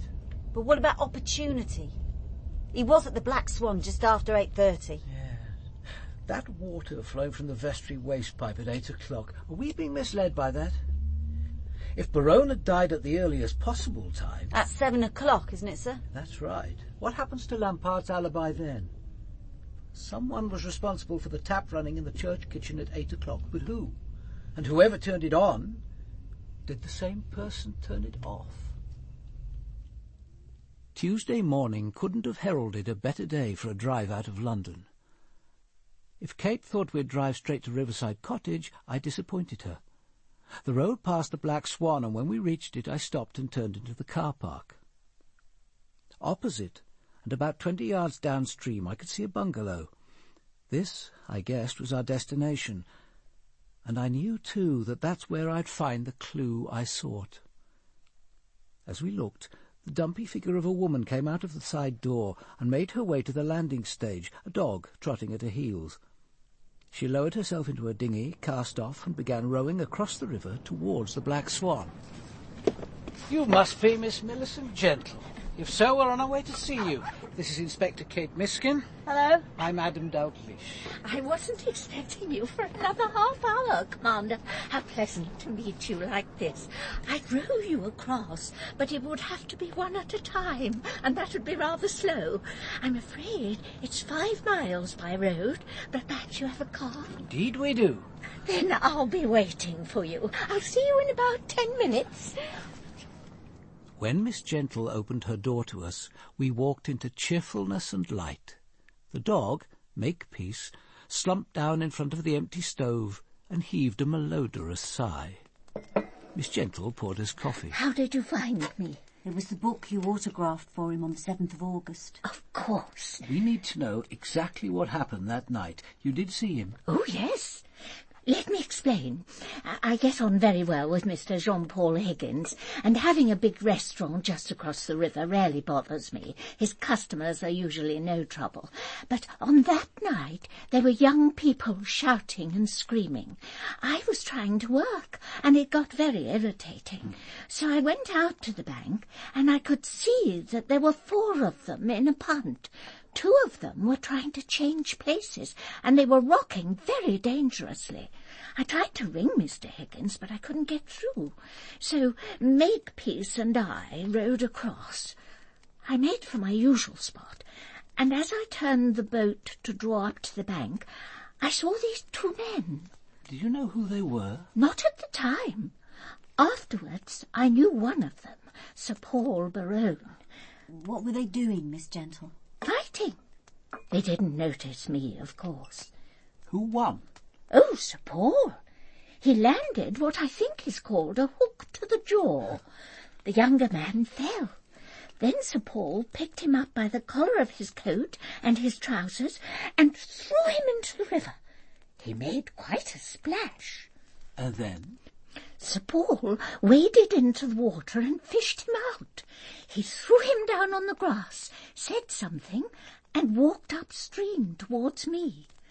As he drew alongside, I popped up my head and said, "Good evening. I don't suppose you remember me, but we met last June at the Hertfordshire Conservative Fete. I'm Millicent Gentle." What did he do? He came over and shook hands. He was dripping wet, of course, but was as self-possessed as when we met at the fete. I said, "I saw the fight. You haven't killed him, have you?" He said, "No, I only wanted to." He was beginning to shiver, so I suggested he come back to the cottage and dry off.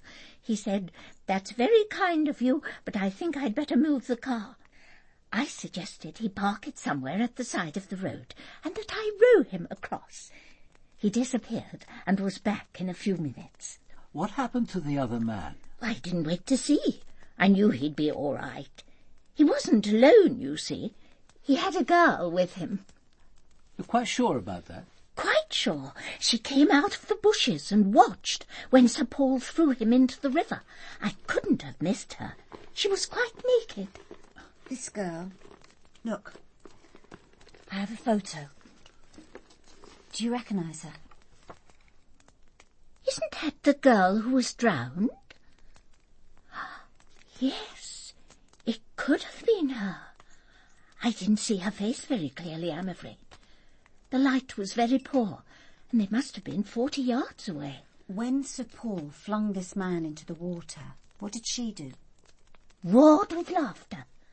When Sir Paul waded in to help him out, she sat on the bank, quite naked, helpless with laughter. The scene was quite bizarre. 2 men stumbling out of the river, and a naked girl sitting on the bank, roaring away. So when Sir Paul had moved his car, you rowed him across. Could you still see the man and the girl? No. The river bends slightly, but I could still hear the girl laughing as I rowed across. I had to go carefully. With makepeace and a passenger, we were very low in the water. The girl, how long did she go on laughing? Until we were almost on the opposite bank. Then suddenly the laughing stopped. Did you hear a cry? A splash? No, nothing. What happened then? First, Sir Paul asked to use the telephone. I left him here and went into the kitchen. Then I suggested he have a hot bath. While he was in the bathroom, I put his clothes into the tumble-dryer. Oh, I'd given him my father's old dressing-gown to wear after his bath. So while we waited for his clothes to dry, we settled down in front of the fire and I made some hot cocoa. I told him about my work, and that's when I gave him a copy of my last book. Have you spoken of this to any other person? No one. I wouldn't have told you if you hadn't phoned, and he weren't dead. Please continue to say nothing, Miss Gentle. It could be very important. I thought I knew why Berowne had been on the riverbank. He'd arrived to join the dinner party, to greet his wife and Lampart, his wife's lover, to take part in a civilized charade. And then he'd heard the murmur of running water and had been drawn to a few moments of solitude and peace. So he'd wandered down to the river. Such a small thing, a simple impulse, and it had led him to that blood-drenched vestry. Dominic Swain, his wife's brother, had stepped out of the bushes. Did he already know that this was Teresa Nolan's lover, the father of her aborted child? Was this the one other secret that Teresa had confided to him in that final letter? Did he confront Swain with that knowledge? And when Sir Paul left you that night, that was the last time you saw him? Oh, no. I saw him on the afternoon of his death. I thought you knew. But, Miss Gentle, how could we have known? I thought he'd have told someone where he was going. Is it important? Very important, Miss Gentle. Oh. Tell us what happened. There isn't much to tell. He arrived quite unexpectedly just before 3 o'clock. He was on foot and carrying a bag. He must have walked the 4 miles from the station. He said he felt like a walk along the river. He hadn't eaten, so I made him something, and then he set out for his walk. He returned about 4:30, and I made some tea. His shoes were very dirty, so I gave him my shoebox, and he sat outside on the steps and cleaned them. Then he took up his bag, said goodbye, and was on his way. It was as simple as that. As simple as that. The lost hours accounted for. He'd wanted to spend a few hours where no one in the world could find him. And then he must have gone straight from Paddington to St. Matthew's Church. We'd have to check the train times, but it was most unlikely he could have gone back to the house, collected the diary, and still been at the church by 6. It's a new motive, sir. Swain must have hated him. The thrashing, the humiliation, thrown in the river, dragged out like a dog, and all in front of Diana Travers. Oh, yes, Swain must have hated him. So we had it at last. The motive not only for the murder, but for this particular murder with its mixture of planning and impulse, its brutality, the cleverness which hadn't quite been clever enough. I recognized the mind behind it. I'd met it before. The mind of a killer who isn't content to take a life but who avenges humiliation with humiliation, who wants his victim not only dead but disgraced. The mind of a man who has felt inferior all his life, but who will never feel inferior again.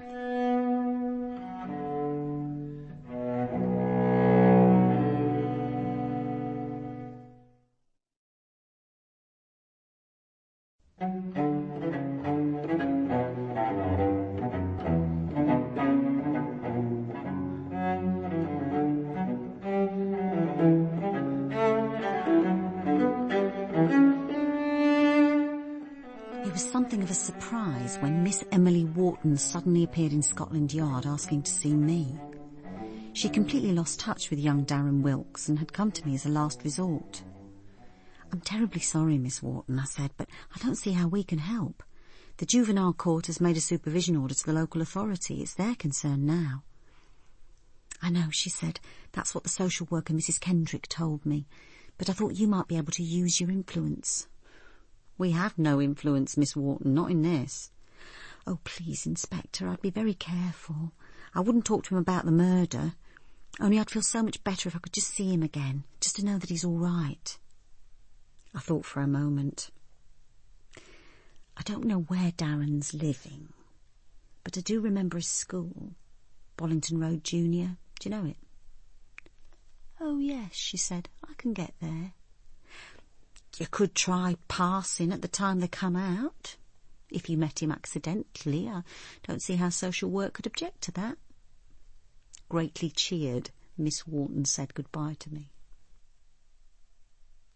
What happened shortly afterwards we learned only very much later.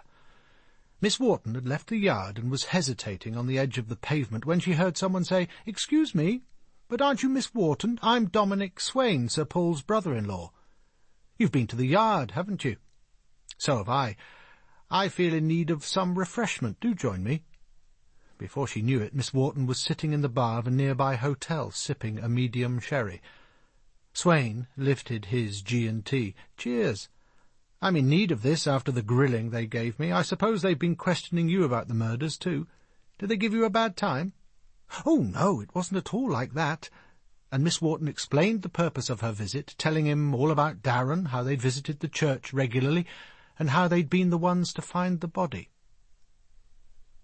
"You know," she said, a second sherry miraculously in her hand, "I had a feeling while Darren and I were sitting there in the church waiting to be interviewed that there was something the boy knew, something he was keeping back, something that he was feeling, well, perhaps a little guilty about." "You've told the police about this?" "Oh, no. It would sound so stupid. But the boy might have noticed something you didn't see. It was only a feeling I had. Perhaps I'll know more when I'm able to see him. I'm planning to meet him when he comes out of school. But he'll be with other children. He might be embarrassed to see you waiting there. Why not write him a note and ask him to meet you? Where did you usually meet?" "Oh, on the towpath. That's where we always met." "I could take him a note if you like," said Swain. "I'll give it to one of the other kids to deliver, or I'll ask one of them to point him out. Darren will get it, I promise. Look, let me write it for you. Suppose we make it Friday at 4 o'clock on the towpath. Would that be all right for you?" Yes, perfectly." Swain wrote quickly, folded the paper and put it in the envelope. "What's his surname?" "Wilkes. He's Darren Wilkes. And the school is Bollington Road Junior. It's near Lisson Grove." He wrote the address. Then they finished their drinks, and Swain insisted on summoning a taxi and paying the driver to take her home. After the taxi was out of sight, he took the message from the envelope and reread it. The time and place were exactly as he'd said, but the date wasn't Friday. It was the following afternoon, Thursday, and it wasn't Miss Wharton who'd be waiting on the towpath, but Swain himself. What a fiasco, Kate. Swain just sits there, with his brief by his side, smiling. "I was with Miss Matlock all that evening. If you think otherwise, prove it." "Yeah, he's a cool one." "I think it's back to Miss Matlock. If we can't break him, we'll have to break her. We've simply got to overturn that alibi of his." "More than that. We must find some physical evidence." Well, the thing is that Swain's confident the evidence doesn't exist. He can see that our whole case is circumstantial. If we'd got something stronger, we'd have produced it by now, and he's actually saying what other people are thinking, that Berowne got Teresa Nolan pregnant, rejected her, and killed himself, partly out of remorse, and partly because the dirt in Paternoster Review warned him that the scandal was about to break. My God, Kate. I hope the old man hasn't got it wrong. "Dear Miskin." "All right. I'll come now." What's the matter? "It's my grandmother. She's been mugged. That was the hospital. They want me to collect her. I'll have to take the rest of the day off." Can't they get someone else to cope? "There is no one else." Ah, Commander Dalgliesh. How kind of you to come. Good evening, Father. I just have to clear the offertory boxes. Not that I expect to find much. Some small change. Good gracious. 6 £1 coins. We never did as well as that before the murders. Come with me, Commander. There's just the box in front of the grill. Ah, Miss Wharton. Hard at work as usual? There's never as much in here. Miss Wharton, who'd finished straightening the chairs in the lady chapel, came bustling up. "I don't expect there'll be more than 80p, she said. "I used to give Darren a 10p piece to light a candle, but really no one else uses this box. He loves stretching his hands out through the grill and striking a match. It's funny, but I'd forgotten about that until now. I suppose it was because he didn't have time to light the candle that dreadful morning. There it is, you see, still unlit." Only 7 coins this time. And a button. Rather an unusual one. It looks like silver. Miss Wharton peered closer. "That must have been Darren," she said. "How naughty of him. I remember now he bent down by the path. I thought he was picking a flower. It really was very wrong of him to steal from the church. Poor child, it must have weighed on his conscience. No wonder I thought he was feeling guilty about something. I'm hoping to see him tomorrow. I'll have a little word about it." And she bustled away. May I see the button, Father? And there at last it was, resting on my palm, the piece of physical evidence we'd been seeking.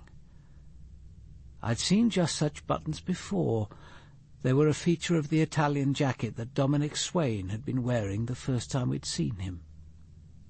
A single button, so small a thing, but so vital, and we had 2 witnesses to its finding. I stood looking at it, and there came over me a feeling not of excitement or triumph, but of immense weariness, of completion. When was this box last cleared, Father? 2 weeks ago. The morning of the day Sir Paul was murdered. I'm afraid I forgot to empty it last week. Father Barnes, I'm going to place this button in one of the envelopes from the little vestry. I'll then seal it and ask you to sign across the flap. Of course. Then this button's important? It's a clue? Yes, it's a clue. But do you suppose the owner will come looking for it? I don't think for one moment that he's missed it yet. I saw the owner wearing the jacket after the murder, and it seemed to have all its buttons. My guess is that this is the spare originally sewn inside the jacket on a tag. It must have worked loose. It was Sir Berowne who let us in. Without speaking, she led us across the hall to the library. Lady Ursula and Barbara Berowne were seated at the table, which was stacked with letters and documents. Barbara Berowne was painting her nails, impervious to her surroundings. Have you seen a button like this, Lady Ursula? Not to my knowledge. Looks as though it came from a man's jacket. Probably an expensive one. And you, Miss Berowne? Let me see. No, it's not mine. That wasn't my question.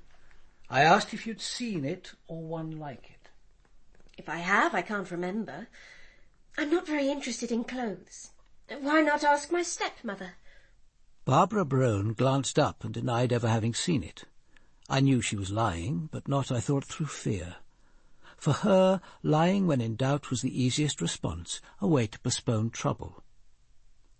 I turned to Lady Ursula and asked to speak to Miss Matlock. When Evelyn Matlock came in, she stood for a moment, her eyes fixed on Lady Ursula.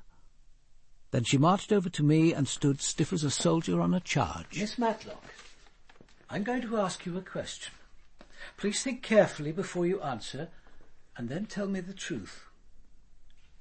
Have you ever seen this button, or one like it? Come closer, look at it carefully. When did you last see a button like this? I've seen something like it. I can't remember where.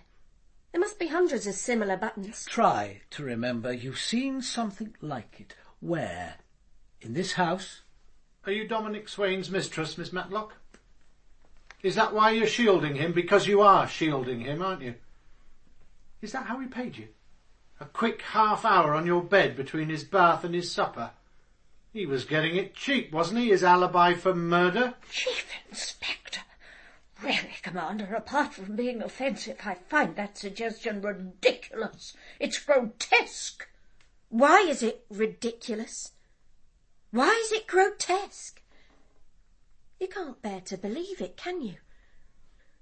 You've had lovers enough in your time, everyone knows that. You're notorious. Well, you're old now, crippled and ugly, and no one wants you, man or woman. And you can't bear to think that someone might want me. Well, he did, and he does. He loves me. We love each other. He cares. He knows what my life is like in this house. I'm tired, I'm overworked, and I hate you all. Oh, you didn't know that, did you? You thought I was grateful. Grateful for the job of washing you like a baby. Grateful for waiting on a woman too idle to pick up her own underclothes from the floor. Grateful for the worst bedroom in the house. Grateful for a home, a bed, a roof, the next meal. And you, all of you, you think of no one but yourselves. Do this, Matty. Fetch that, Matty. Run me bath, Matty. I do have a name. He calls me Evelyn. That's my name. I'm not a cat or a dog. I didn't know you felt like this. I blame myself. No, you don't. Those are just words. You've never blamed yourself for anything, not all your life. Yes, I did sleep with Dominic, and I shall again. He loves me, and I love him. Don't be ridiculous. He was using you. He used you to get a free meal, hot bath, his clothes washed and ironed, and in the end he used you to get an alibi for murder. Barbara Berowne had finished her manicure. Now she surveyed her finished nails with the pleased complacency of a child. Then she looked up and announced quite calmly that she had known all along that Dominic Swain had been Matty's lover. She went further. She said Swain had told her he was making love to Matty on Paul's bed at the very moment he was being killed. He couldn't have told you. He wouldn't. But Barbara Berowne stuck to her guns. Swain had thought the whole thing would amuse her. She'd asked him how he could even bear to touch Matty. He said that he kept his mind on the hot bath water and the free meal. Evelyn Matlock had sunk down on one of the chairs, her face in her hands. After a few moments, she looked up at me. He did go out that night. He told me he wanted to talk to Sir Paul. He told me the door was open when he arrived and that they were dead. Both dead. That's what he said. Oh, God. Oh, God. I wish he killed me too.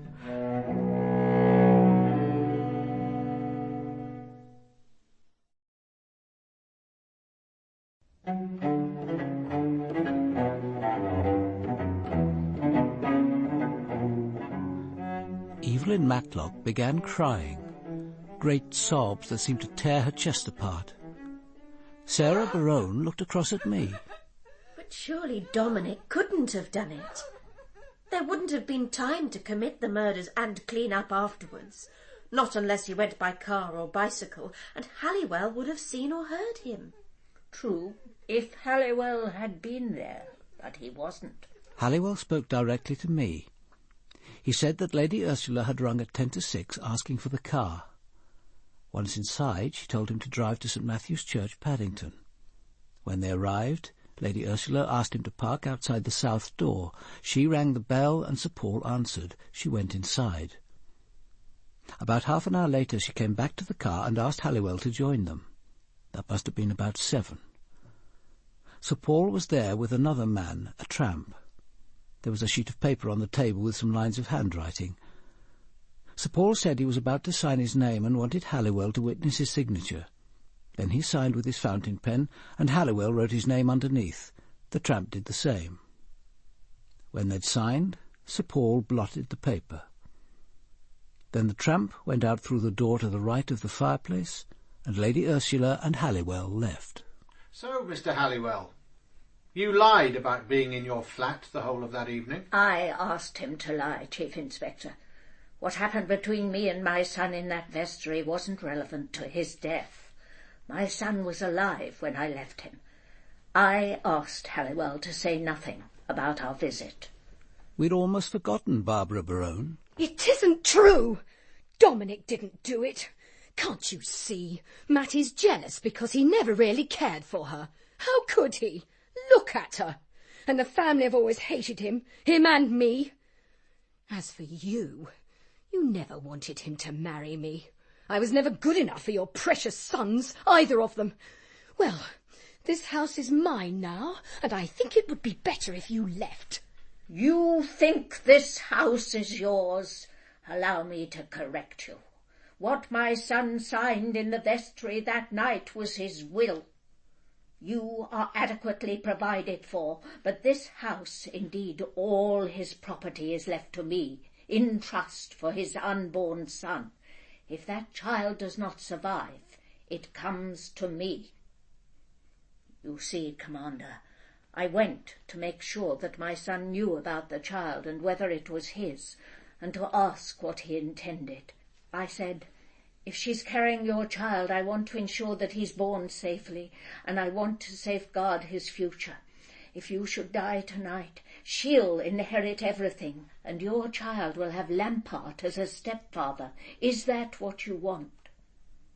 Without speaking, he sat down at the table and wrote out the will. Just 8 lines. A reasonable income for his wife, and the rest in trust for the child. Lady Ursula, you have lied consistently. You concealed vital information, knowing full well that you could be helping your son's butcher go free. But that wouldn't have mattered, would it? Not if your daughter-in-law produced an heir. A legitimate heir, Commander. Miss Matlock, Dominic Swain used the affection you had for him to make you lie for him. That was a betrayal. But what you felt for him, or he for you, that's your own business. He did need me. He never had anyone else. It was love. It was. You once asked me whether I missed the box of matches from the kitchen. Well, I did. He must have taken the box with him when he left. When he arrived that evening, did he go alone into any part of the house? Only to take his toilet bag into the bathroom.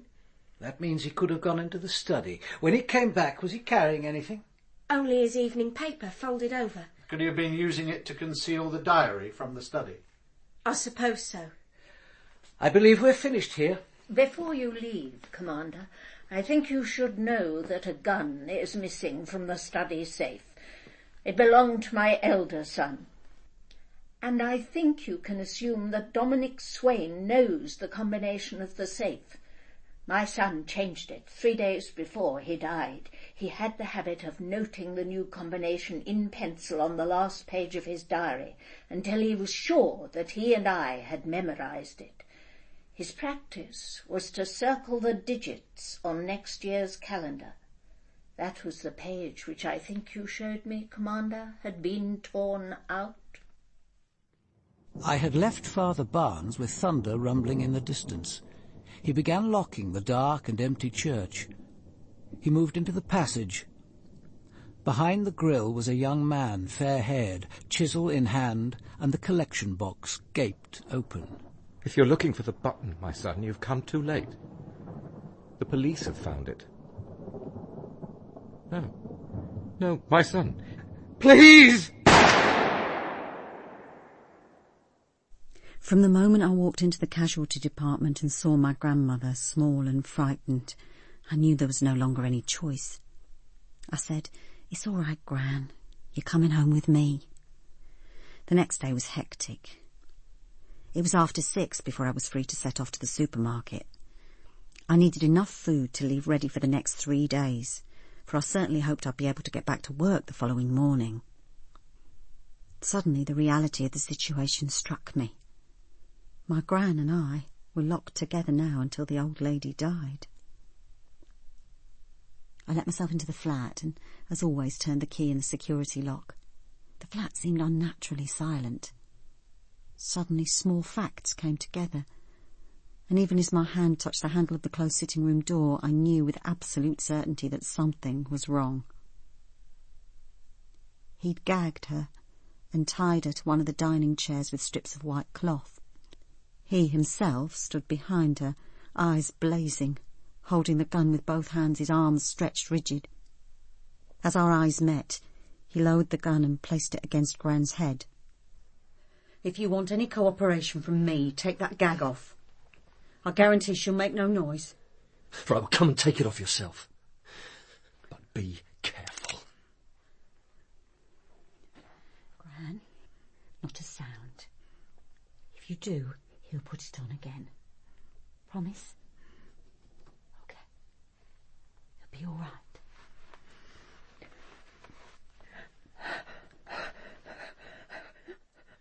Now stand over there against the wall. That's right. Why all this panic? You know we've got no real evidence. Ah, but you have. See? This is where my spare button used to be. Pity these buttons are so distinctive.